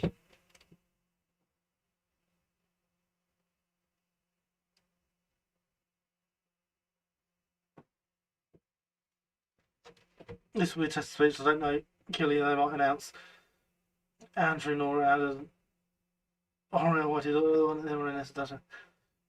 it? That was a test of speech to text. You're right, Christopher.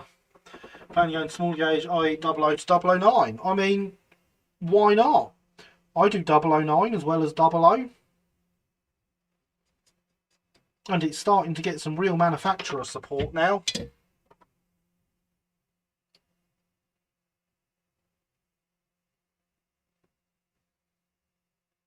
So you know how I soldered this on really nicely and stuff? There we go. See, you can get it all off. It's fine.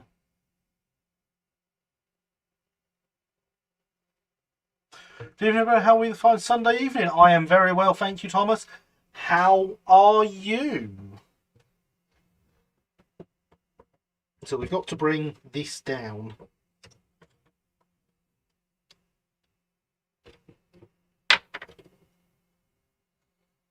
To match the fact we have lowered the back end. Building the Isle of Wight Steam Railway in April. Fantastic. I will say then, if the wagons are available by April, the Isle of Wight Steam Railway will have some. And probably better to support the Isle of Wight Steam Railway on this one than me. Because, you know, the Isle of Wight Steam Railway. Why wouldn't you want to support them?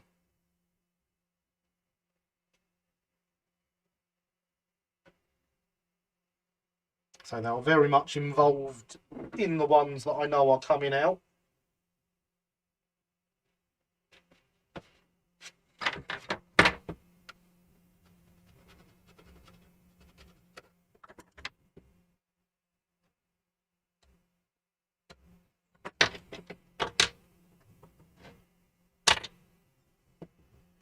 Especially made Car Queen, they wouldn't be getting my money. Fair. Good evening, Human City Junction. How are you? Has been a while since I've seen you here. I hope you are well.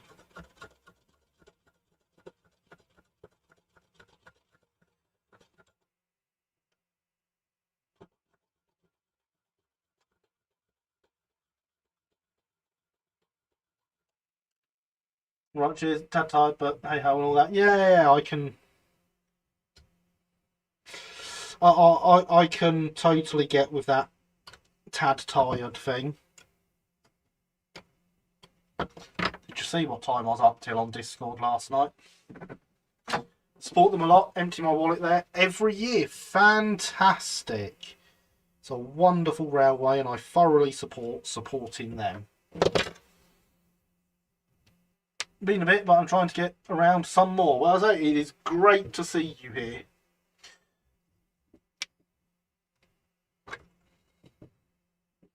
Right, so the back end of this boiler now comes down to the height we actually want it. But if we were to put it on the footplate like that, it would look a bit odd. It looks like it's designed for going up a mountain backwards. Not ideal.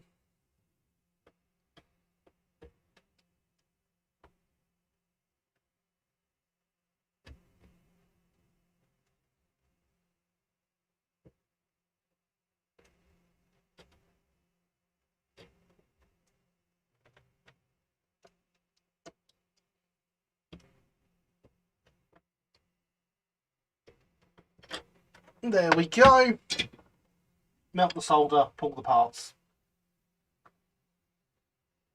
back off. Nice and simples.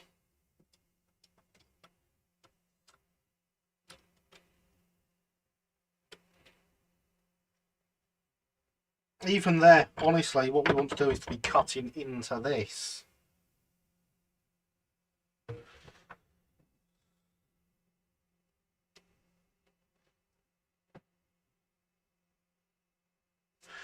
Good evening, Hemmeldale Model Railway. How are you? I hope you are well. She said tired, I yawned. Perfect timing, Lewis. Well done. Probably going to be emptying my wallet at the Bluebell Model Weekend. Fantastic. What a great place to be emptying your wallet. I wish I could see where my big file is, because that wouldn't be far off the shape I would actually want to be filing into this.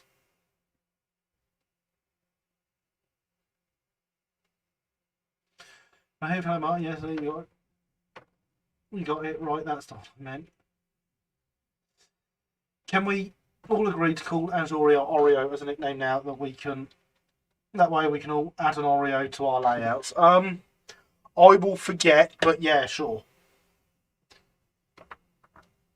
Don't dip it in milk though. Well, yes, indeed, do not dip it in milk though. And good evening, Andrew.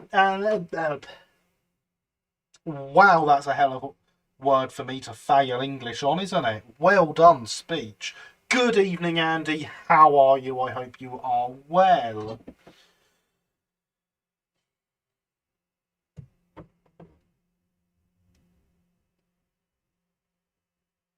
You have missed me saying how great and how easy kits are, and now having to take it all apart again and modify it so that it works. Because well done, DJH. Oh, and also you missed me specifying that DJH are great kits that just kind of fall together really nicely. And now having to take it apart to make it work, because thanks DJH.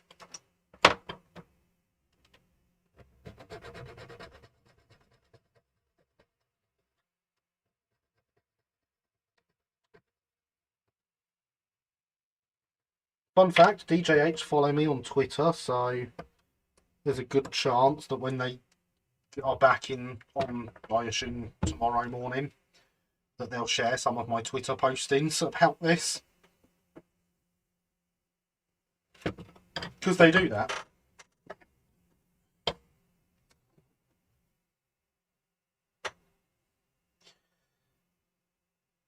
Yes, thanks. I hope you are well as well. I am indeed. Bit tired because I was up late last night, but other than that, absolutely fantastic.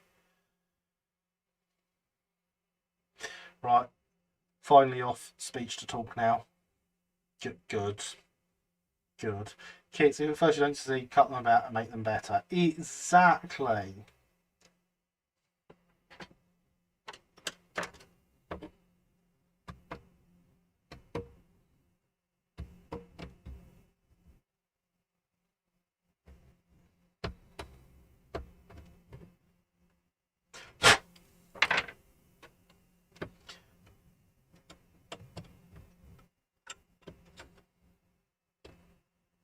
Basically, though, what happened is the boiler on this, with its height it was sitting at, genuinely strikes me more as C2X height than C2 height, and I bet that's exactly what it is. So I'm now just having to chop it about a bit. These want to lose the fronts off them for the sake of the wheels.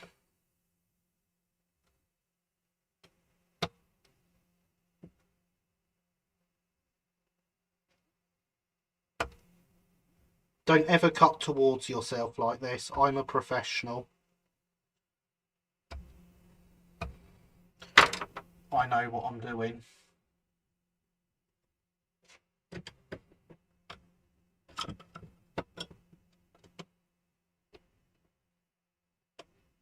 That's a bit better.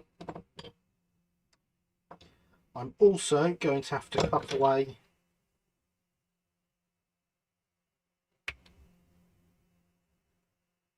the front of these lips.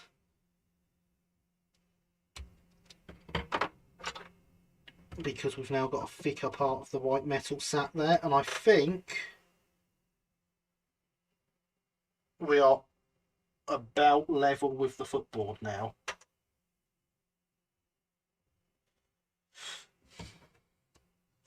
Oh, I'm a professional. Famous last words. I mean, technically,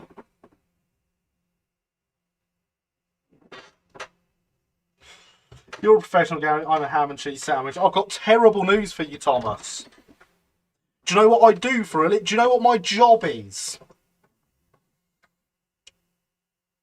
Because my job, right, is railway modelling. I am a professional railway modeller. That is what I am. So, Thomas, you are now a ham and cheese sandwich.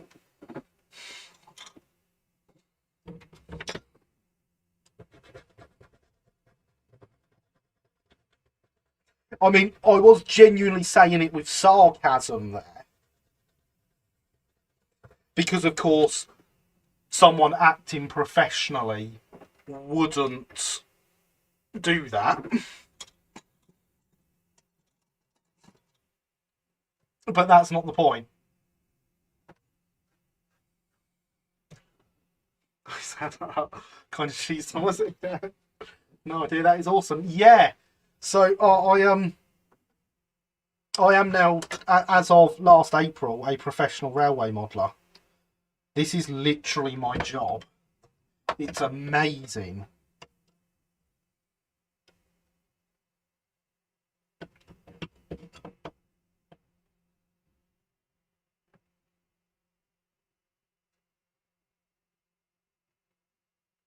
I part own a model shop.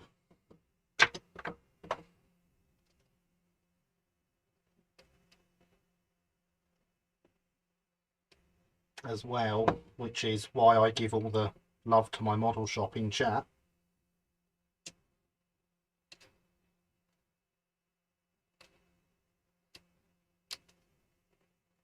I mean, to be fair, I did that when I didn't part own it, but that's not the point. But yeah, 5 nights a week, or 6 if you include Sundays. So 6 nights a week, I sit in here doing modelling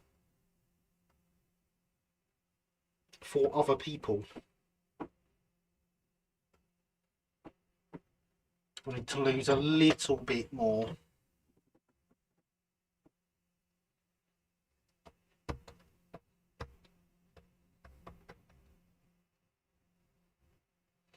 Be interesting to see how well this boiler pitch compares to the drawings and stuff once it's done.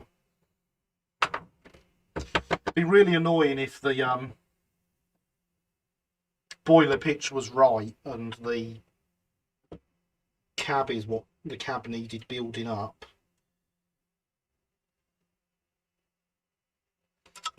Right, take a bit more out of the middle.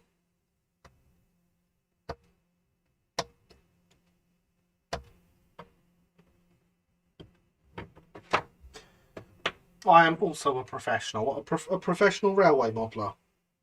As in, railway modelling is your actual job that earns you money and pays your bills. Because that's really cool if you are.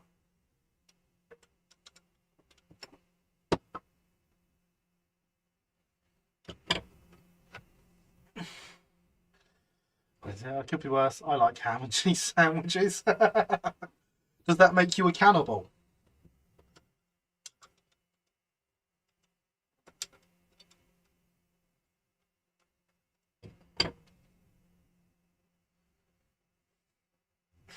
Nice mature cheddar. Professional shill. The most professional of the shills. The shilliest of the shills, but also the professionalist of them. What more could you want?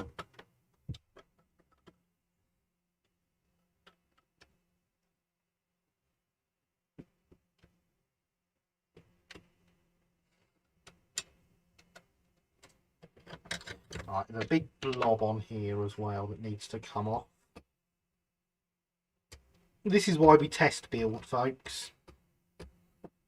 You know, make sure it all goes together nicely before you join it all. Hydration is important.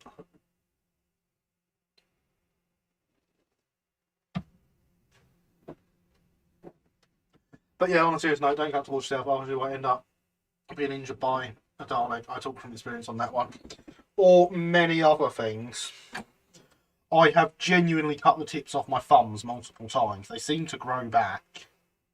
That's better. It does look much better, doesn't it?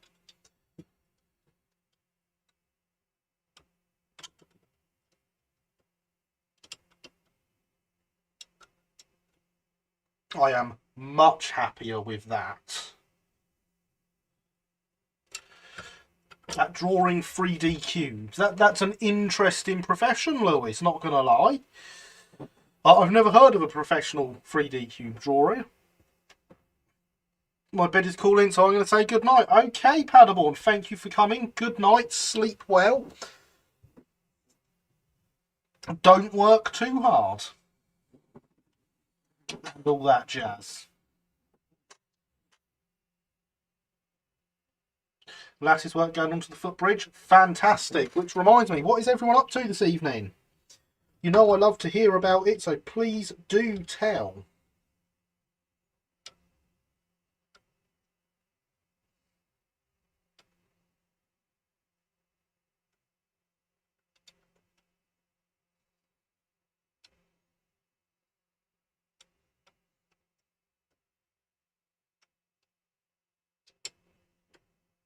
Where is that lump?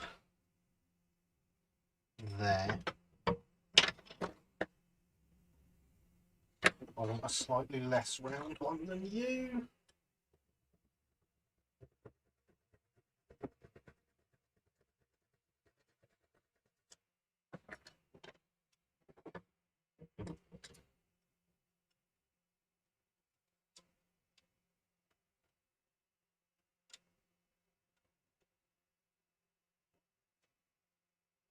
That's a bit better. So I'm going to leave this part out completely.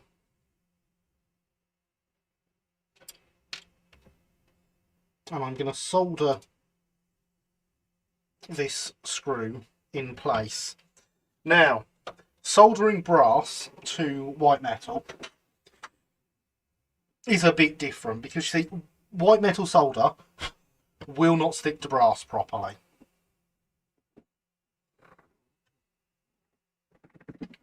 So, you cover your brass with flux. You turn your soldering iron up to full.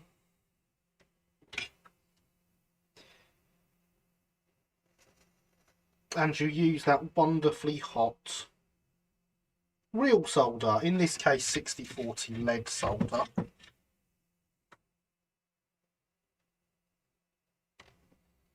With a resin core.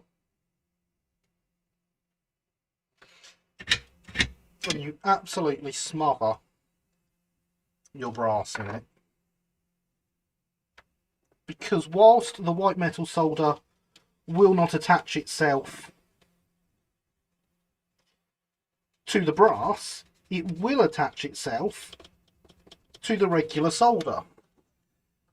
So once you have tinned that, in fact, whilst I'm at it, I should, before it cools down too much, I should probably do the same to this.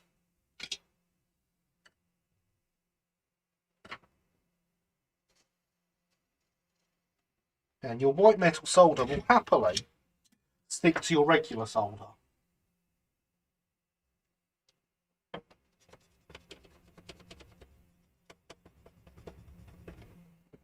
So that is what we are going to do.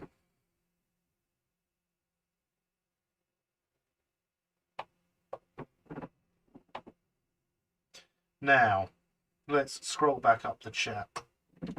New superpower, the ability to only grow back your thumb tips. Yeah, it's an amazing superpower. And they come back looking almost perfect. There are holes in my baseboards. Don't drive trains through the holes, that would be silly. I'm adding more coaches to the document of doom. Oh, fantastic. That's what you need, Alex, is more coaches. Casual as usual, tonight is an NERP4 hopper. Oh, interesting. Just joking, Gary. I'm not a professional. I knew you were joking, Lewis. I was just humouring you and enjoying it. And I hope you were too. Not like I've got enough. I need to finish or start modelling. No, never. Never enough. Painting some end-scale building for a friend. Car. That requires some patience and some eyesight. Chilling in my bed, watching your live stream. Well, I hope you are enjoying it. Just been running through a few... I had just been running a few trains of wagons with the derailments. Fold. I think new points will be on order for 2022. Well, I can recommend you a great model shop. Ha. Exclamation mark shield. Just chilling out, to be fair. I also managed to get hold of a chassis for my Drury Shunter project. Looks to me like a possible case chassis, but not 100% sure. Interesting. Make sure you put a picture on Discord. I'm sure someone will be able to identify the chassis. First and foremost, watching the stream, I'm also building my Army of the Dead. Christopher getting ready to take over the world there with his Army of the Dead.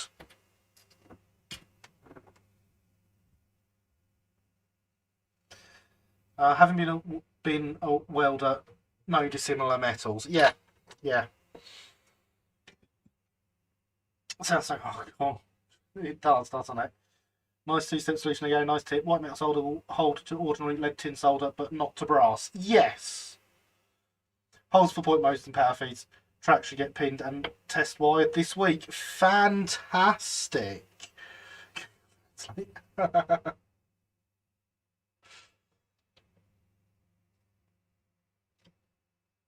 Google Translate is the best way to speak Russian. It's how they all communicate with us. So there we go. You can see that screw is now held. I can hit it off there, and it took quite a few hits to break the solder joint. Of course, it's not. I've not gone all the way round it yet, hence why it did break. But as I say, under normal usage, it's not going to get hit like that, and it will stay put.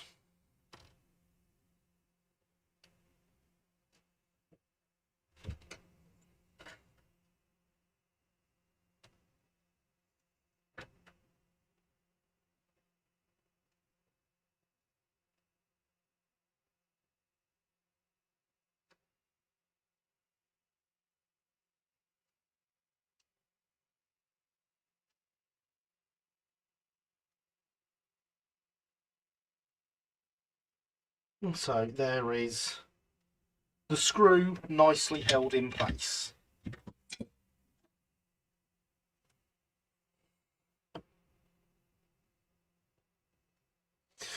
I'm enjoying the live stream. Also, I'll be right back. Okay, Lewis.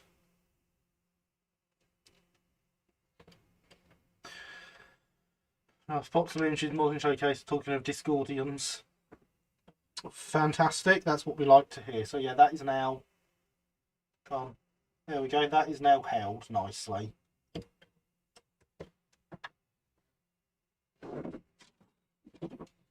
But so if I get, just to demonstrate, a scrap of brass. Okay, it's not a scrap, it's a sheet of brass, but I've got loads of it. Clean it up. Apply some flux. Even for me, that's too much. I'd like us to be able to see what I'm doing. And just go straight in with the white metal solder. Now we've got to let it cool down. So obviously it has tinned slightly, but it does not hold at all well. And you can see that is not the result you would expect from soldering. And if I were soldering two parts together, I'd be able to just pull them straight back apart.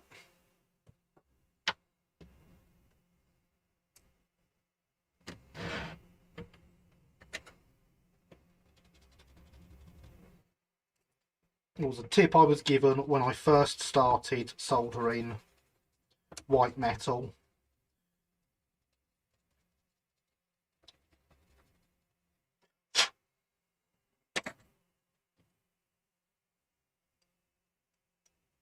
Which, fun fact, you can see on this channel.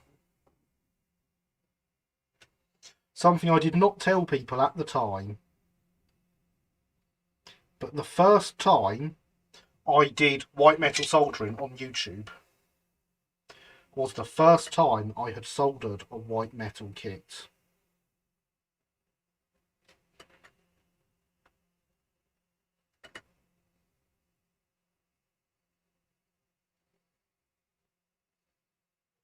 I practiced with a couple of bits of scrap white metal first.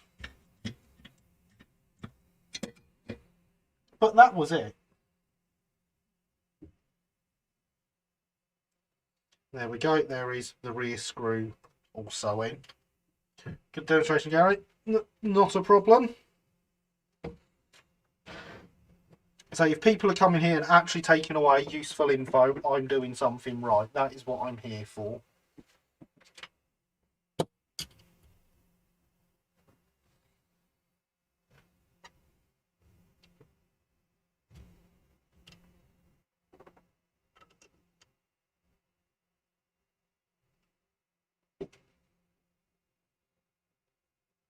If I achieve just one person learning something, it's all worth it.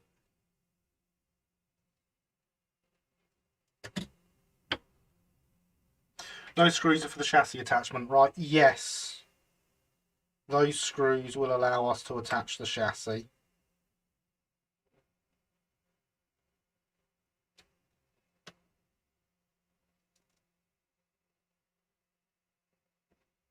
There we go, that is now held in place. So with that held in place there, we are going to go round and tack solder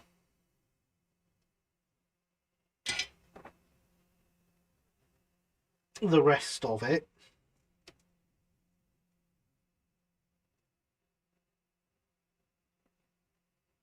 Because if we get every bit held, when we go back and solder properly to make sure we've got a join like we want, it's not going to move when we remelt the solder.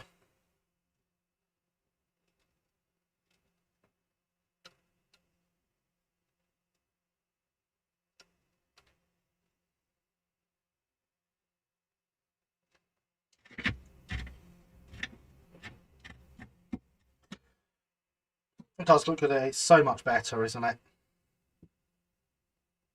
I'm actually amazed they got it quite as wrong as it was. It's not what I've come to expect from DJH kits.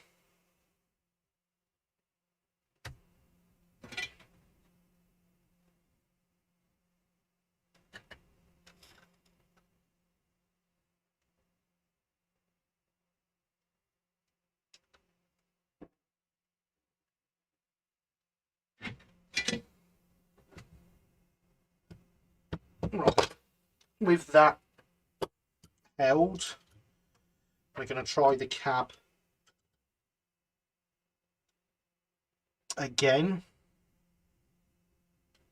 I thought that was going to happen. This side splayed out a bit.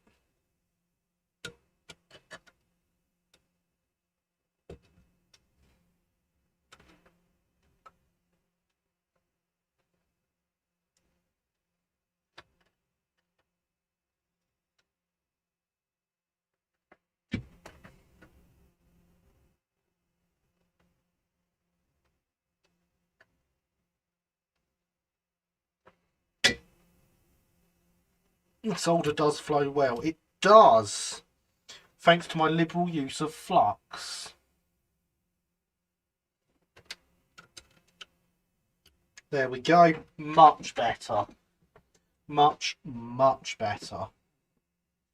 So it's close to a scale foot too high. Definitely. Yeah.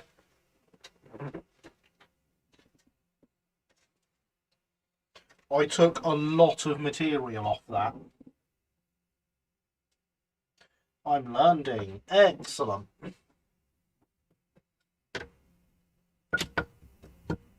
In fact, I couldn't even reuse the actual saddle that comes with it because there was just no way I could clean that up properly.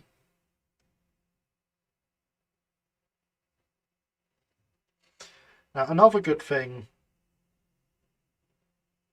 with soldering white metal is you can quite genuinely use white metal solder as a filler as you're doing it.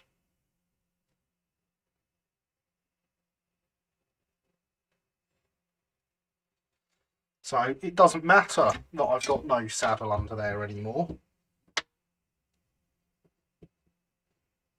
because if I clear that off both sides, you will see I have built up a new saddle out of white metal solder. It's the key. It's used on plenty of flux to keep the surfaces clean. Yeah. Hence my expression of you can't have too much flux.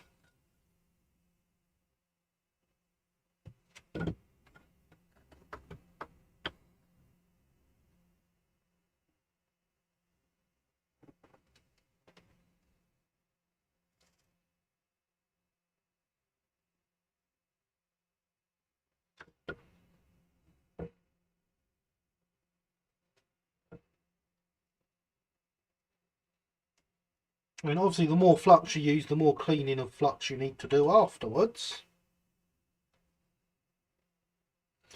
But in the grand scheme of things, that's not a hard job.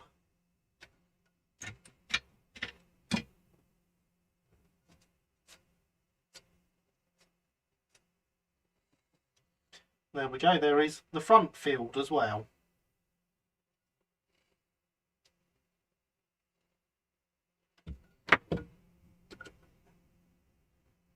So now it seems like time to get the cab attached.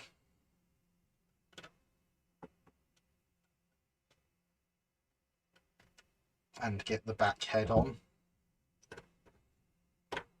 I might get the back head on before I attach the cab. Yeah.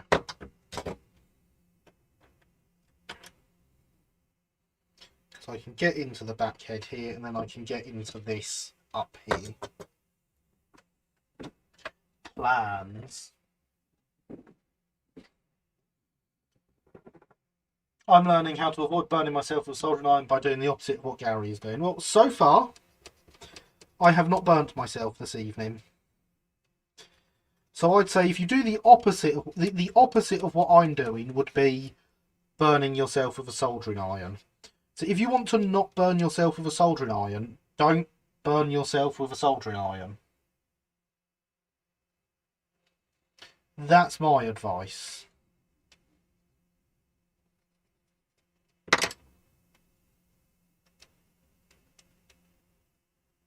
I hope that is helpful advice for you.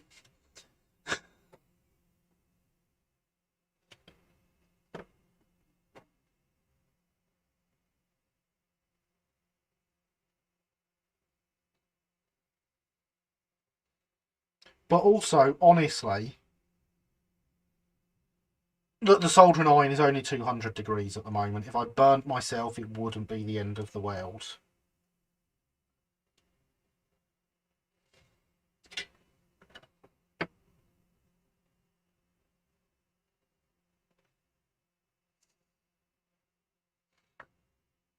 When you're playing with white metal soldering, you have quite a bit of leeway before things get too hot.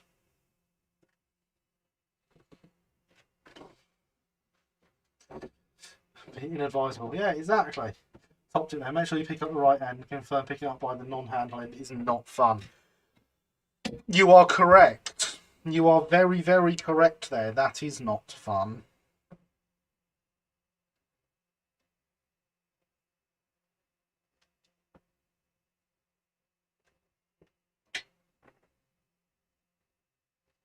Luckily, when I'm not holding my soldering iron, it is in a holder that keeps the hot end covered up, so I can't pick it up by the wrong end.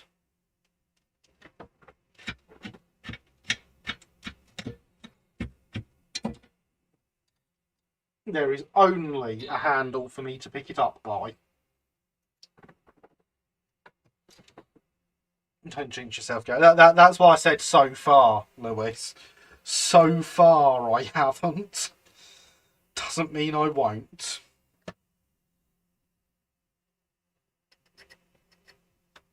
Get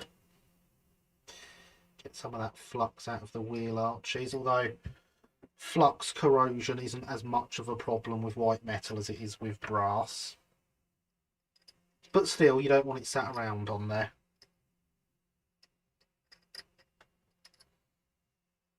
I very much intend at some point to get myself an ultrasonic bath to wash flux and stuff off things. Also, don't actually touch the soldering iron to acrylic nails. I can't see that being a problem I'm ever going to have, but thanks for the tip. Been brazing brass with gas torches all day. I do not burn myself at all, so I consider that a win. That sounds very much like a win. Yes.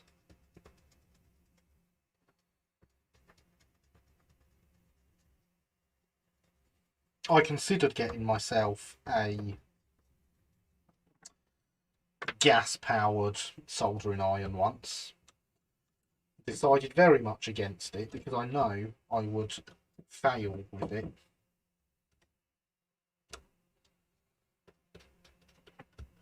But it would mean being able to solder where there is no power, so swings and roundabouts.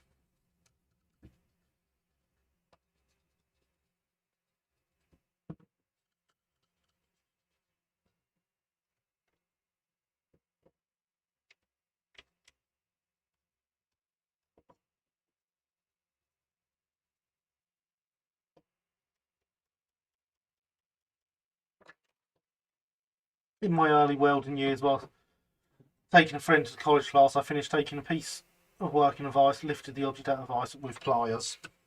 Haven't managed to do it yet. Yet. And then lifted the piece out of the pie with my bare hand. It's a smell you can't forget. Yeah. Yeah.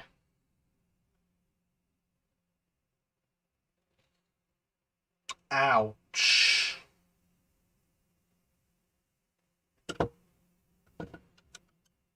That is my response to that.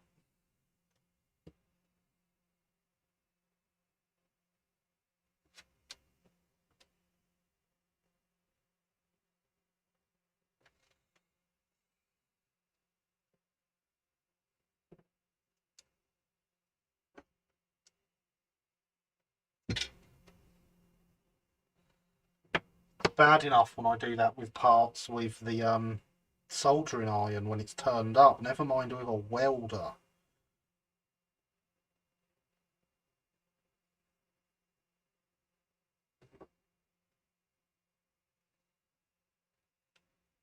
So I like working with white metal because the parts generally don't get hot enough that I have a problem like that.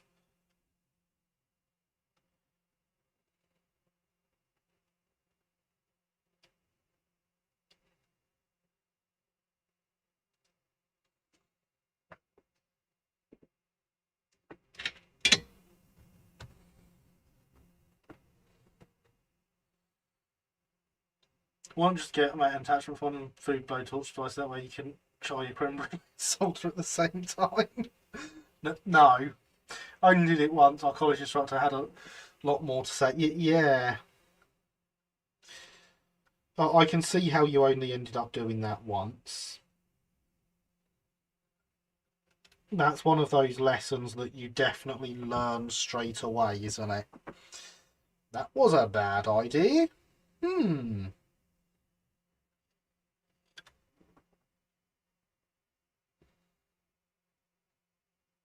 I imagine you said things like, "Oh dearie me," and "fiddlesticks." And don't punch the camera, Gary. Even if it's with your shoulder, we're still counting it as a punch. And don't solder the cab's in the right place, the boiler's in the wrong place. That's okay then, because that's not actually attached yet.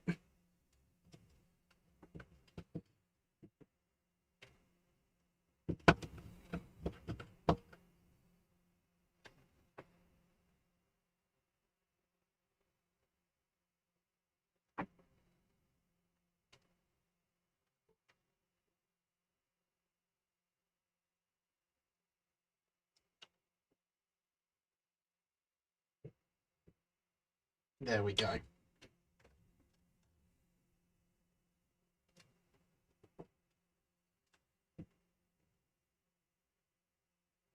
So many tongs and tweezers around the shop, pick things up. Everyone's better work without gloves because you can feel the heat coming off it. Yeah, that makes sense. Once gloves get hot, you can't get them off fast enough. Yeah. I'm promoted to the TV now. Whoa, hey, I'm a TV star.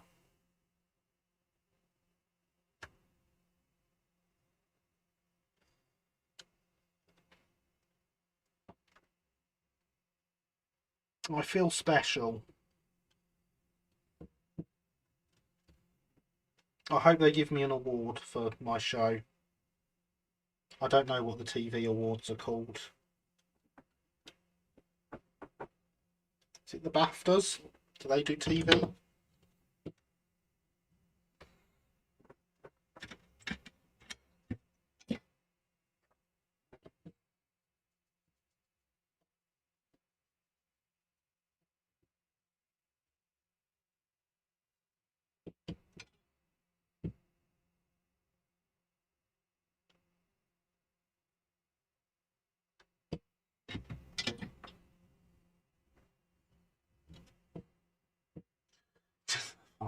British Television Awards were up against this morning and Andrew Marr.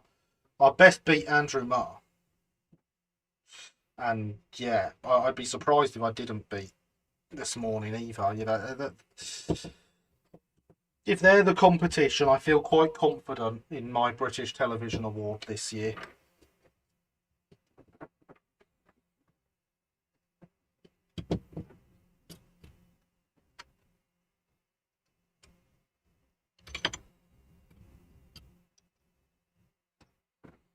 Look at that, it's a C2. I was taught to spit on anything before you touch it. Okay. Yeah, crouch engineering firm where I worked and the college. Grubby, but it worked. Yeah, I've yeah, heard of Gary, but not Andrew Marr. You don't need to hear of Andrew Marr. Don't worry about it, Killian. I wouldn't go searching him out.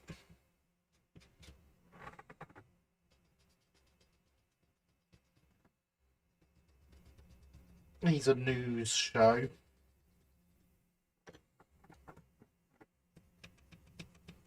Political news, I want to say. You're not up against Ant and Deck. Oh, well, I'd definitely beat them.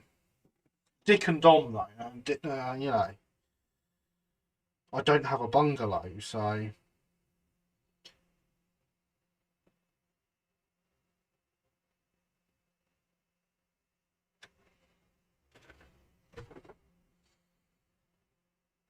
I've had for golf, honestly. His face is somewhat unfortunate. So's mine. My face is definitely somewhat unfortunate.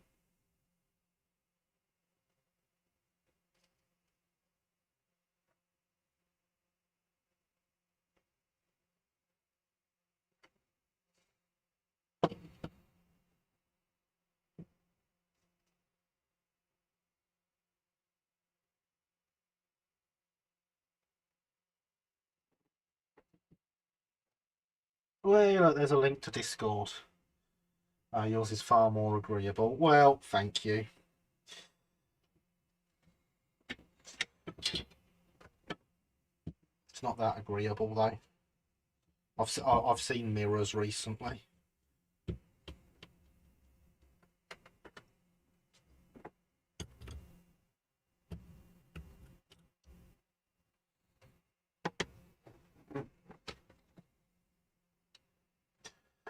I've never been on TV, but I have been in the newspaper once. I did a school science project involving shopping trolley and rocket, and let's just say the trolley was never sold again. I mean, that sounds like great fun. Not gonna lie.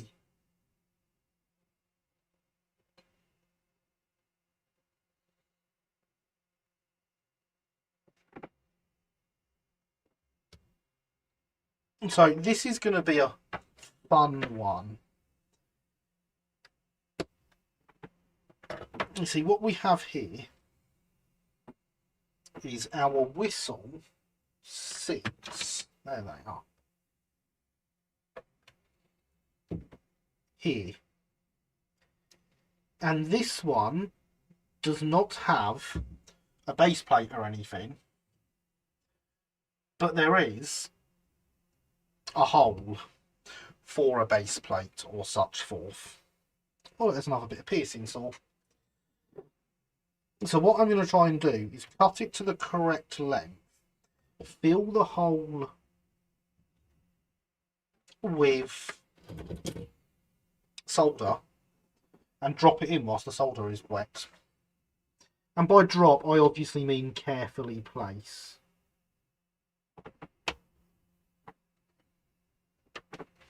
Base plate term noted. I don't know that that's the right term. TV Newcastle with a face for radio. I mean, I've definitely got a face for radio. There's a reason on this side of the camera. It's interviewed on the local BBC News. Way! Rocket Power Trolley, I want one. So do I. It's a very big hole. It is a very big hole. A little bit more to come off still.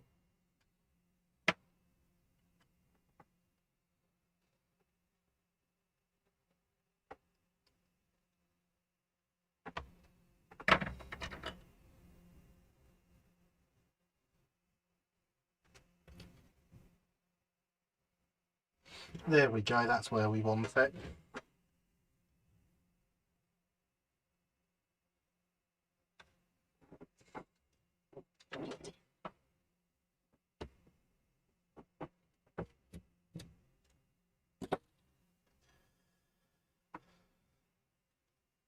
Well, it's a term. It is. I couldn't think of anything better. It's better than whatever I was calling it. I want to know what you were calling it now. What if the driver took the base plate home so you could have home base? No. No.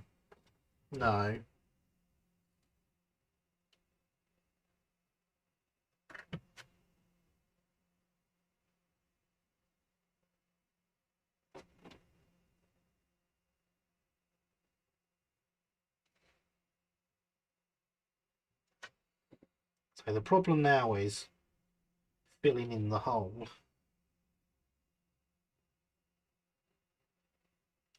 Neatly. I think that's about as neat as I'm getting it.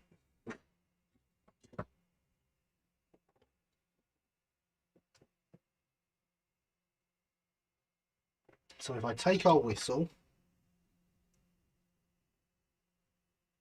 apply heat, push it into the solder, wait for solder to set, and there we are. Whole field whistle fitted.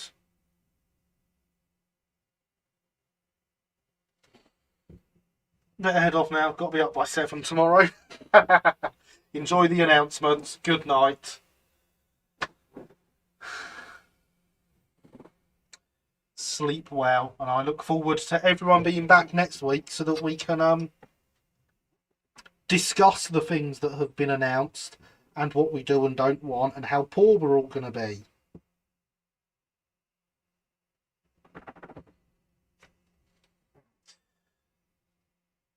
When I was meant to go to prom, my friend said that I should go to prom in a little tights red and yellow car with rockets strapped to the sides. That would be interesting. It's a huge amount of progress made so far. Thank you, Killian. Base of a sculpture burst. It looks like a squash cube. Got on a turn one side, I'll never forget. I thought they were called base plates. But I thought they should make adult size red and yellow cars. Would be fun to go along in one. They do make adult size ones, Thomas. They call them smart cars.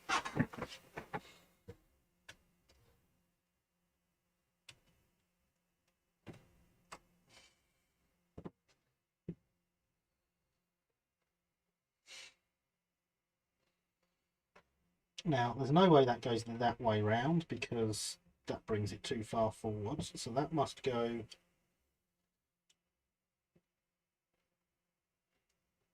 that way round onto there. So we'll get the buffer beams. We'll get the buffer beams fitted.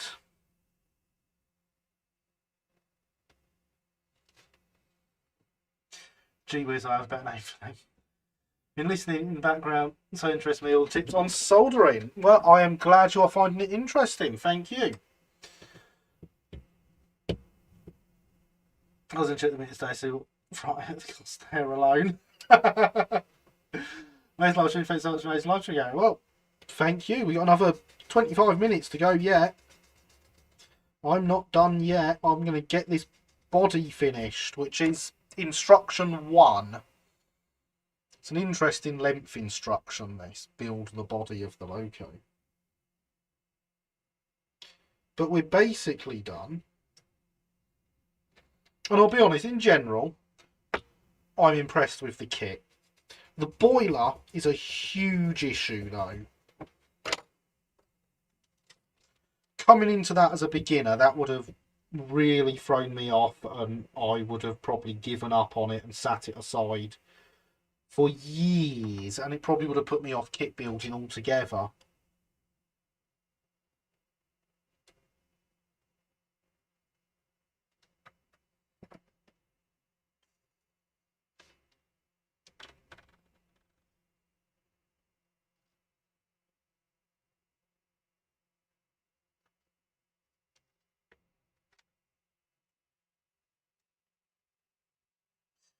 Seen Giant wrote legal little tights car on Tinterwebs. Are you sure it wasn't just a smart car?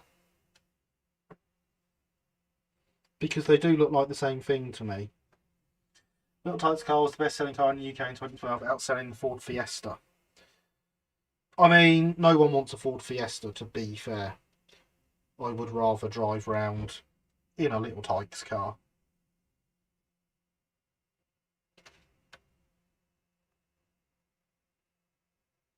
Probably more room in the Little Tykes car than in a Fiesta.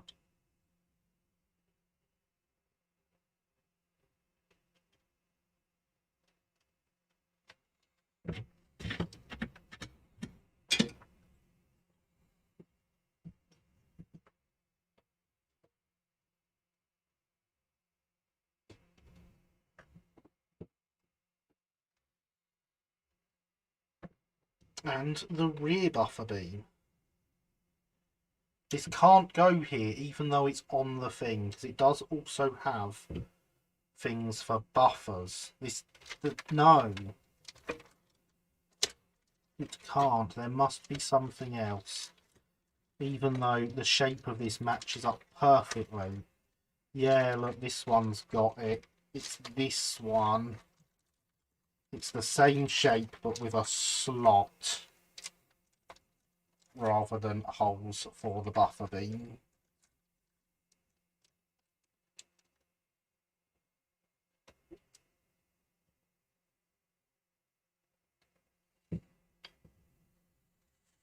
What are you using? Stream, see, small YouTube symbol and 16 top right, never seen that before. So, I am using Streamlabs. What you see in the top corner is one of Streamlabs' built-in modules you can use that tells you how many people are currently watching the live stream.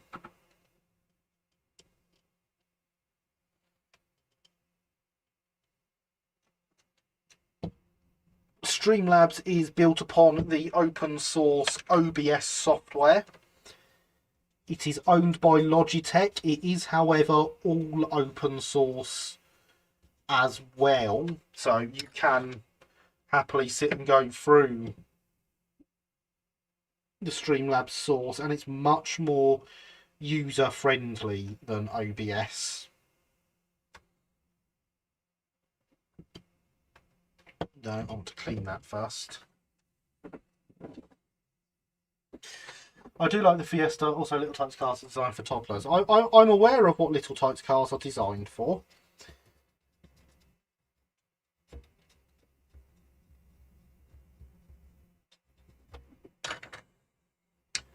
There used to be one in the house when my kids were younger. Still think that's bigger than a Fiesta though.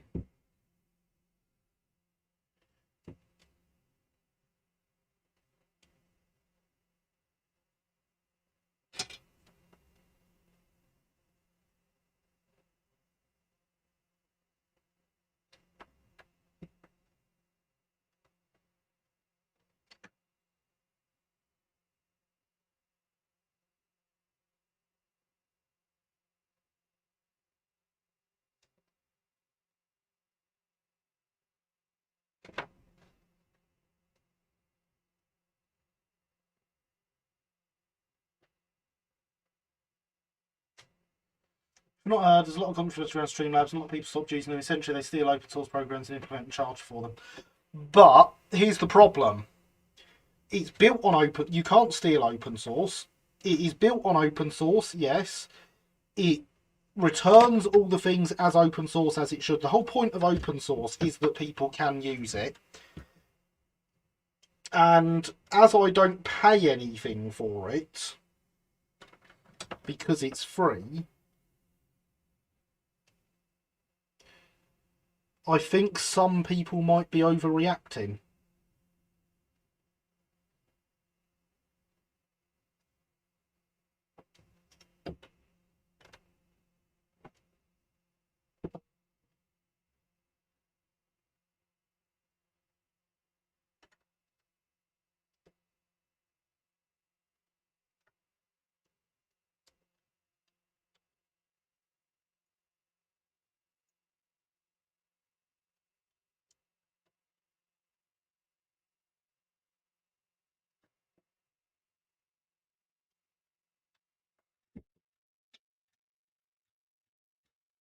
Post on this Tights car on Discord, brilliant.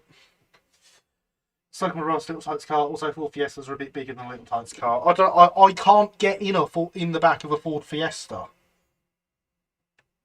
Does anyone steal open source? There's an interesting phrase. There is.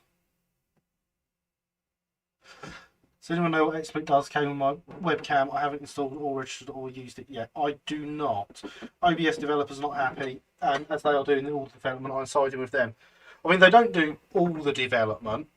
The underlying code is OBS, and if the OBS developers don't want people using their open source code, they shouldn't write open source code. If they think their open source code has been stolen, then they don't understand what open source code is, and they should probably go back to learning a bit more about the basics of being a developer, honestly. Because nothing is stolen. When you make your code open source with an open source license, you are saying that the license they use is you can use this as long as you keep it open source, and you can modify it as you please. And you can also charge for it if you want. So the OBS developers don't actually get to be unhappy about someone following the license that they have used. If they don't want people doing that, they should use a license that doesn't let people do that. Because why would you do something on a license that lets you do that?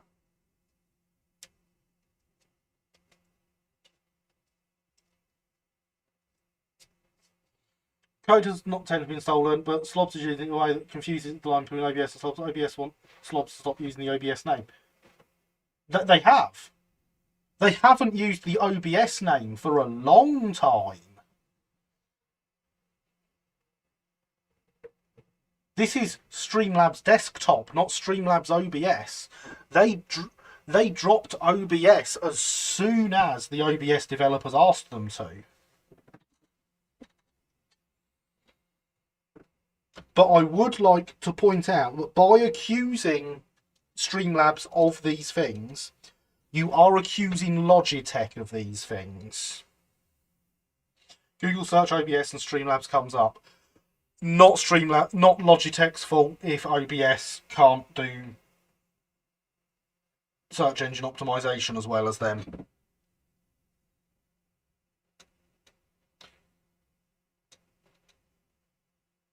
That's not them using the name, that's Google directing to them.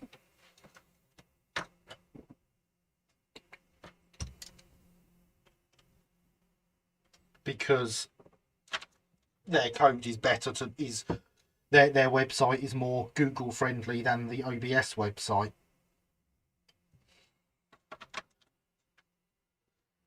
That's nothing to do with Streamlabs, that's Google. So if they want to be upset at Google, they can, but they'd be better off just working on their search engine optimization. Logitech bought Slobs because it's making the money. They would not have purchased it if not. Well, of course they want to make money from it. And that's fine. They're allowed to make money from it. The license that OBS use allows Logitech to make money from it.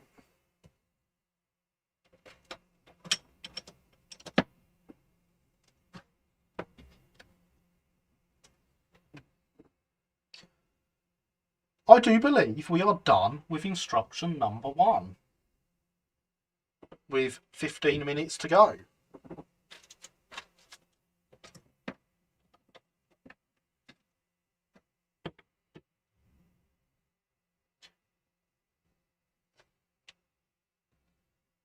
So, you know, I will point out here that I was not happy about the Logitech Streamlabs buyout for various reasons that I'm not going to go into. And there are things that Logitech have done that I'm not happy with. But none of what they have done has broke any rules.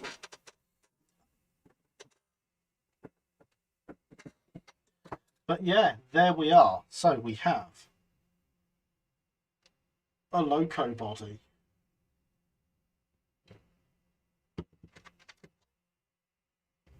I'm not quite sure how well this is going to fit in here. I really should have thought about that a bit more. Because I'm going to have to cut out the bottom of the boiler, basically. Because ideally, I want it in this way.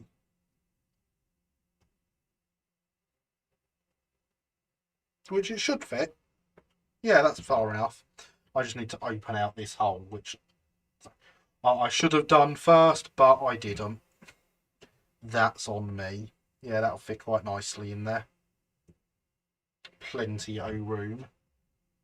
Is C2 an 060? It is indeed an 060. Let me grab the box. There is the C2.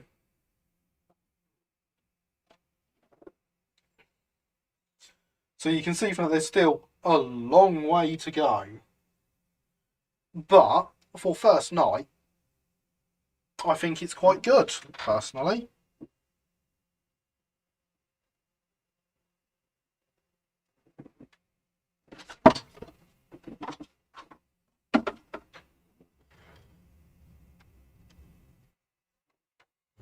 She is an 060 goods engine. Very powerful one at that, given the age.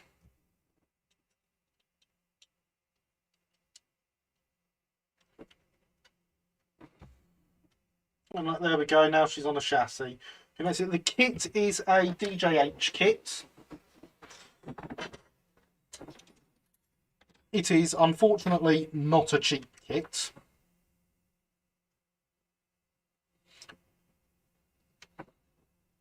And especially given the boiler problem,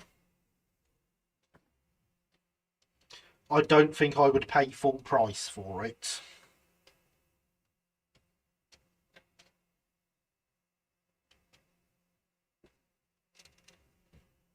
Safety valves, yeah. That's the last thing I had to do. Thank you, Sophia. Where have I lost it? There is a safety valve up here loose somewhere. I can replace it if I've lost it. It's a single salt air safety valve. It sits in the middle. It was on the same bit of sprue as the whistle.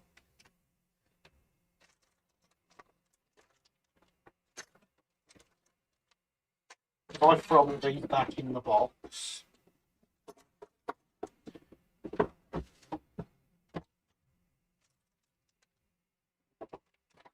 then it can't be amongst them. There it is.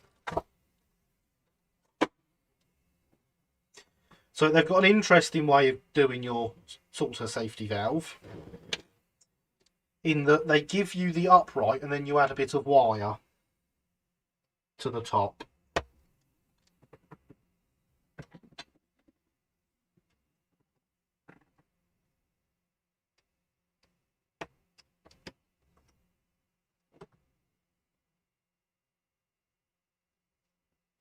There they are, they're on that side of me.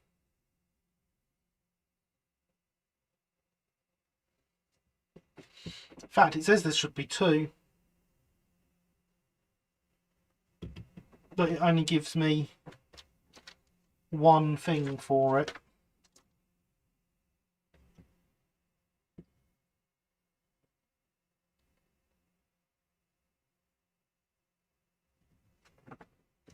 Let me check those parts and see if there is another one in here.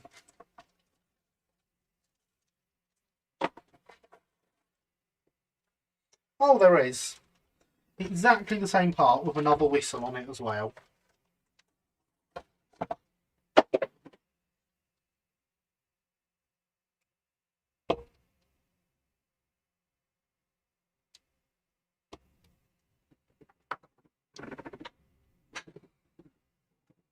But yeah, certainly not how I would do the safety valves out of choice.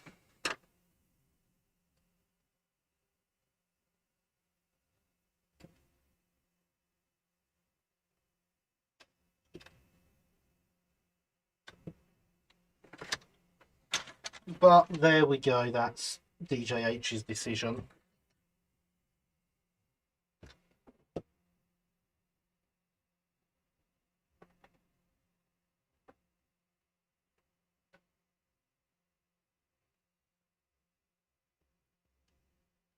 That's about where it'll go. It's actually slightly too far out, but never mind.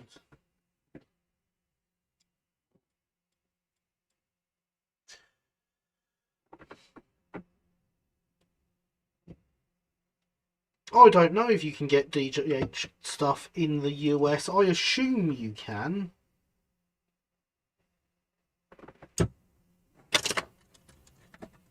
but that is very much an assumption. Oh, don't stab yourself on your bit of brass.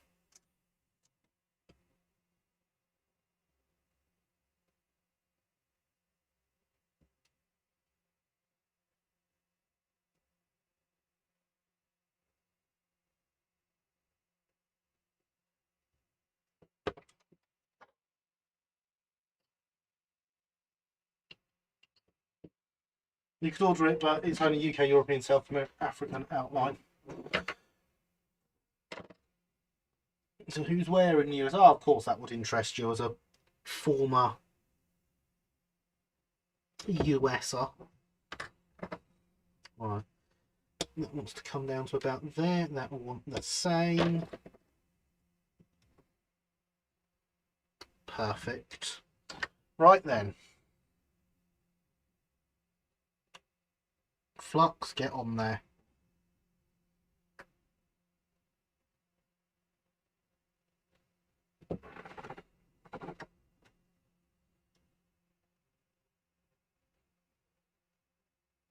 Can get there take a lot of postage and time in the US and New York. They're based in County Durham.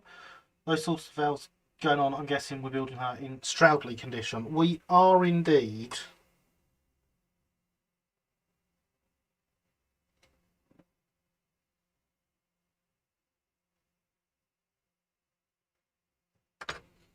It would seem to me a waste to not build it in such, since they include the Stroudley pattern number plates and everything for the right loco.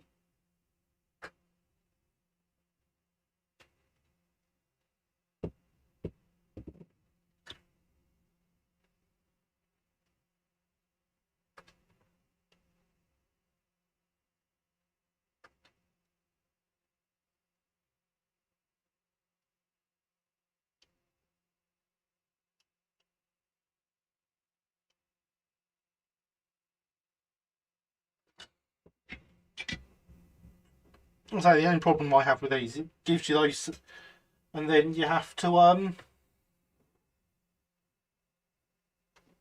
add some wire to the top.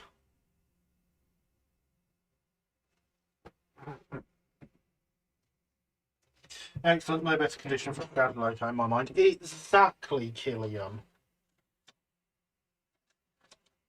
Anyone else do little doodles when planning a track plan? No, because I plan them on any rail.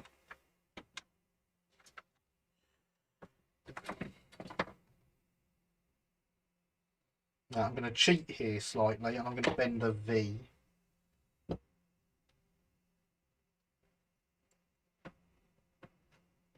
Perfect. I cannot believe how well I have just bent that.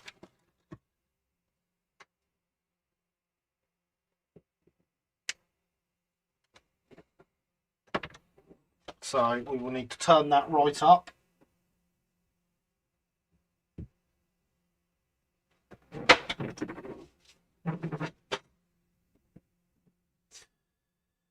There's honestly no point reporting them, Lewis. The accounts will get banned, got rid of pretty quickly anyway. You're not actually going to achieve anything by reporting them, unfortunately. This is the pre-any rail bit. Need to know minimum size and length, etc. No, I don't have a pre-any rail bit.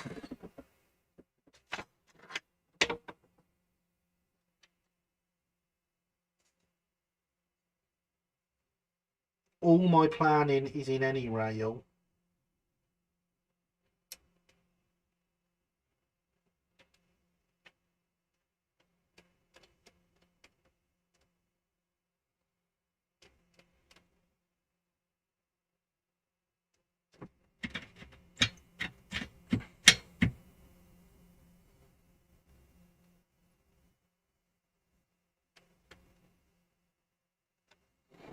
God, this does not like this brass.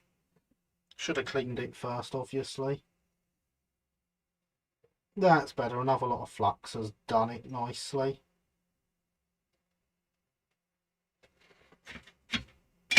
And now we'll let it cool down and get it on the top.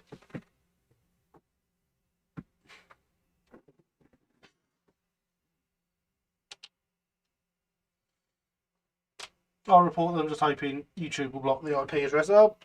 That they won't. YouTube will do the minimum possible.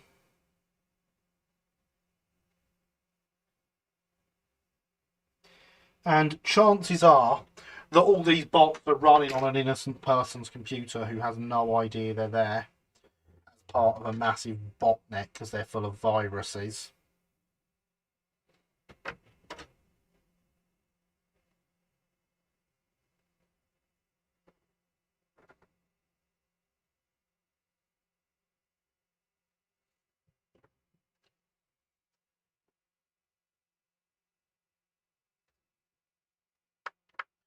Don't have an any real bit.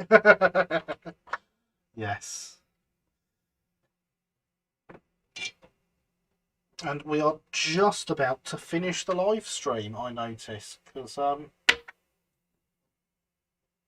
the bot has come up for that last time to remind you all to like the video and subscribe and all that wonderful YouTube stuff.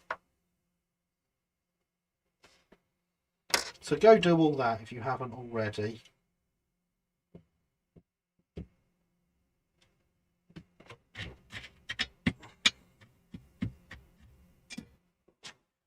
And I'm going to turn the soldering iron off.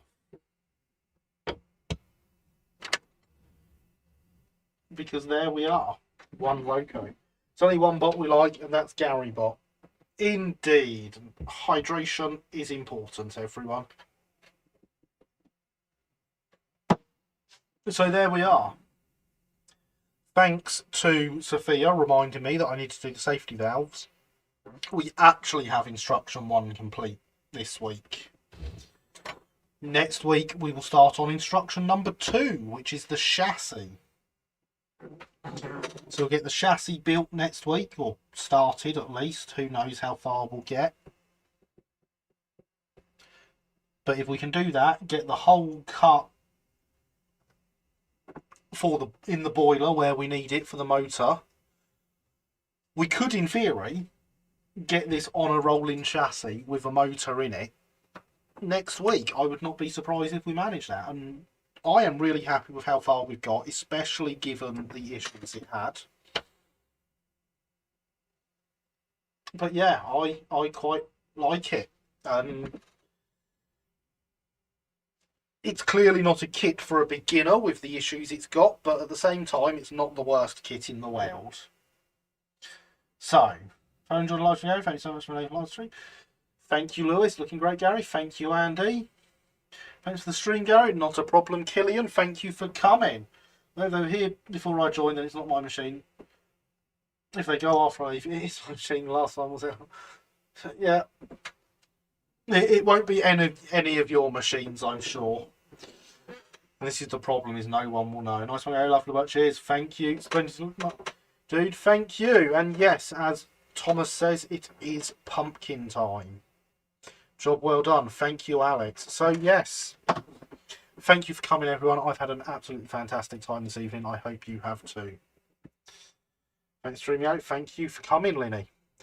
So, yeah. I've been Gary. This has been Let's Build. You've been awesome as always. Good night.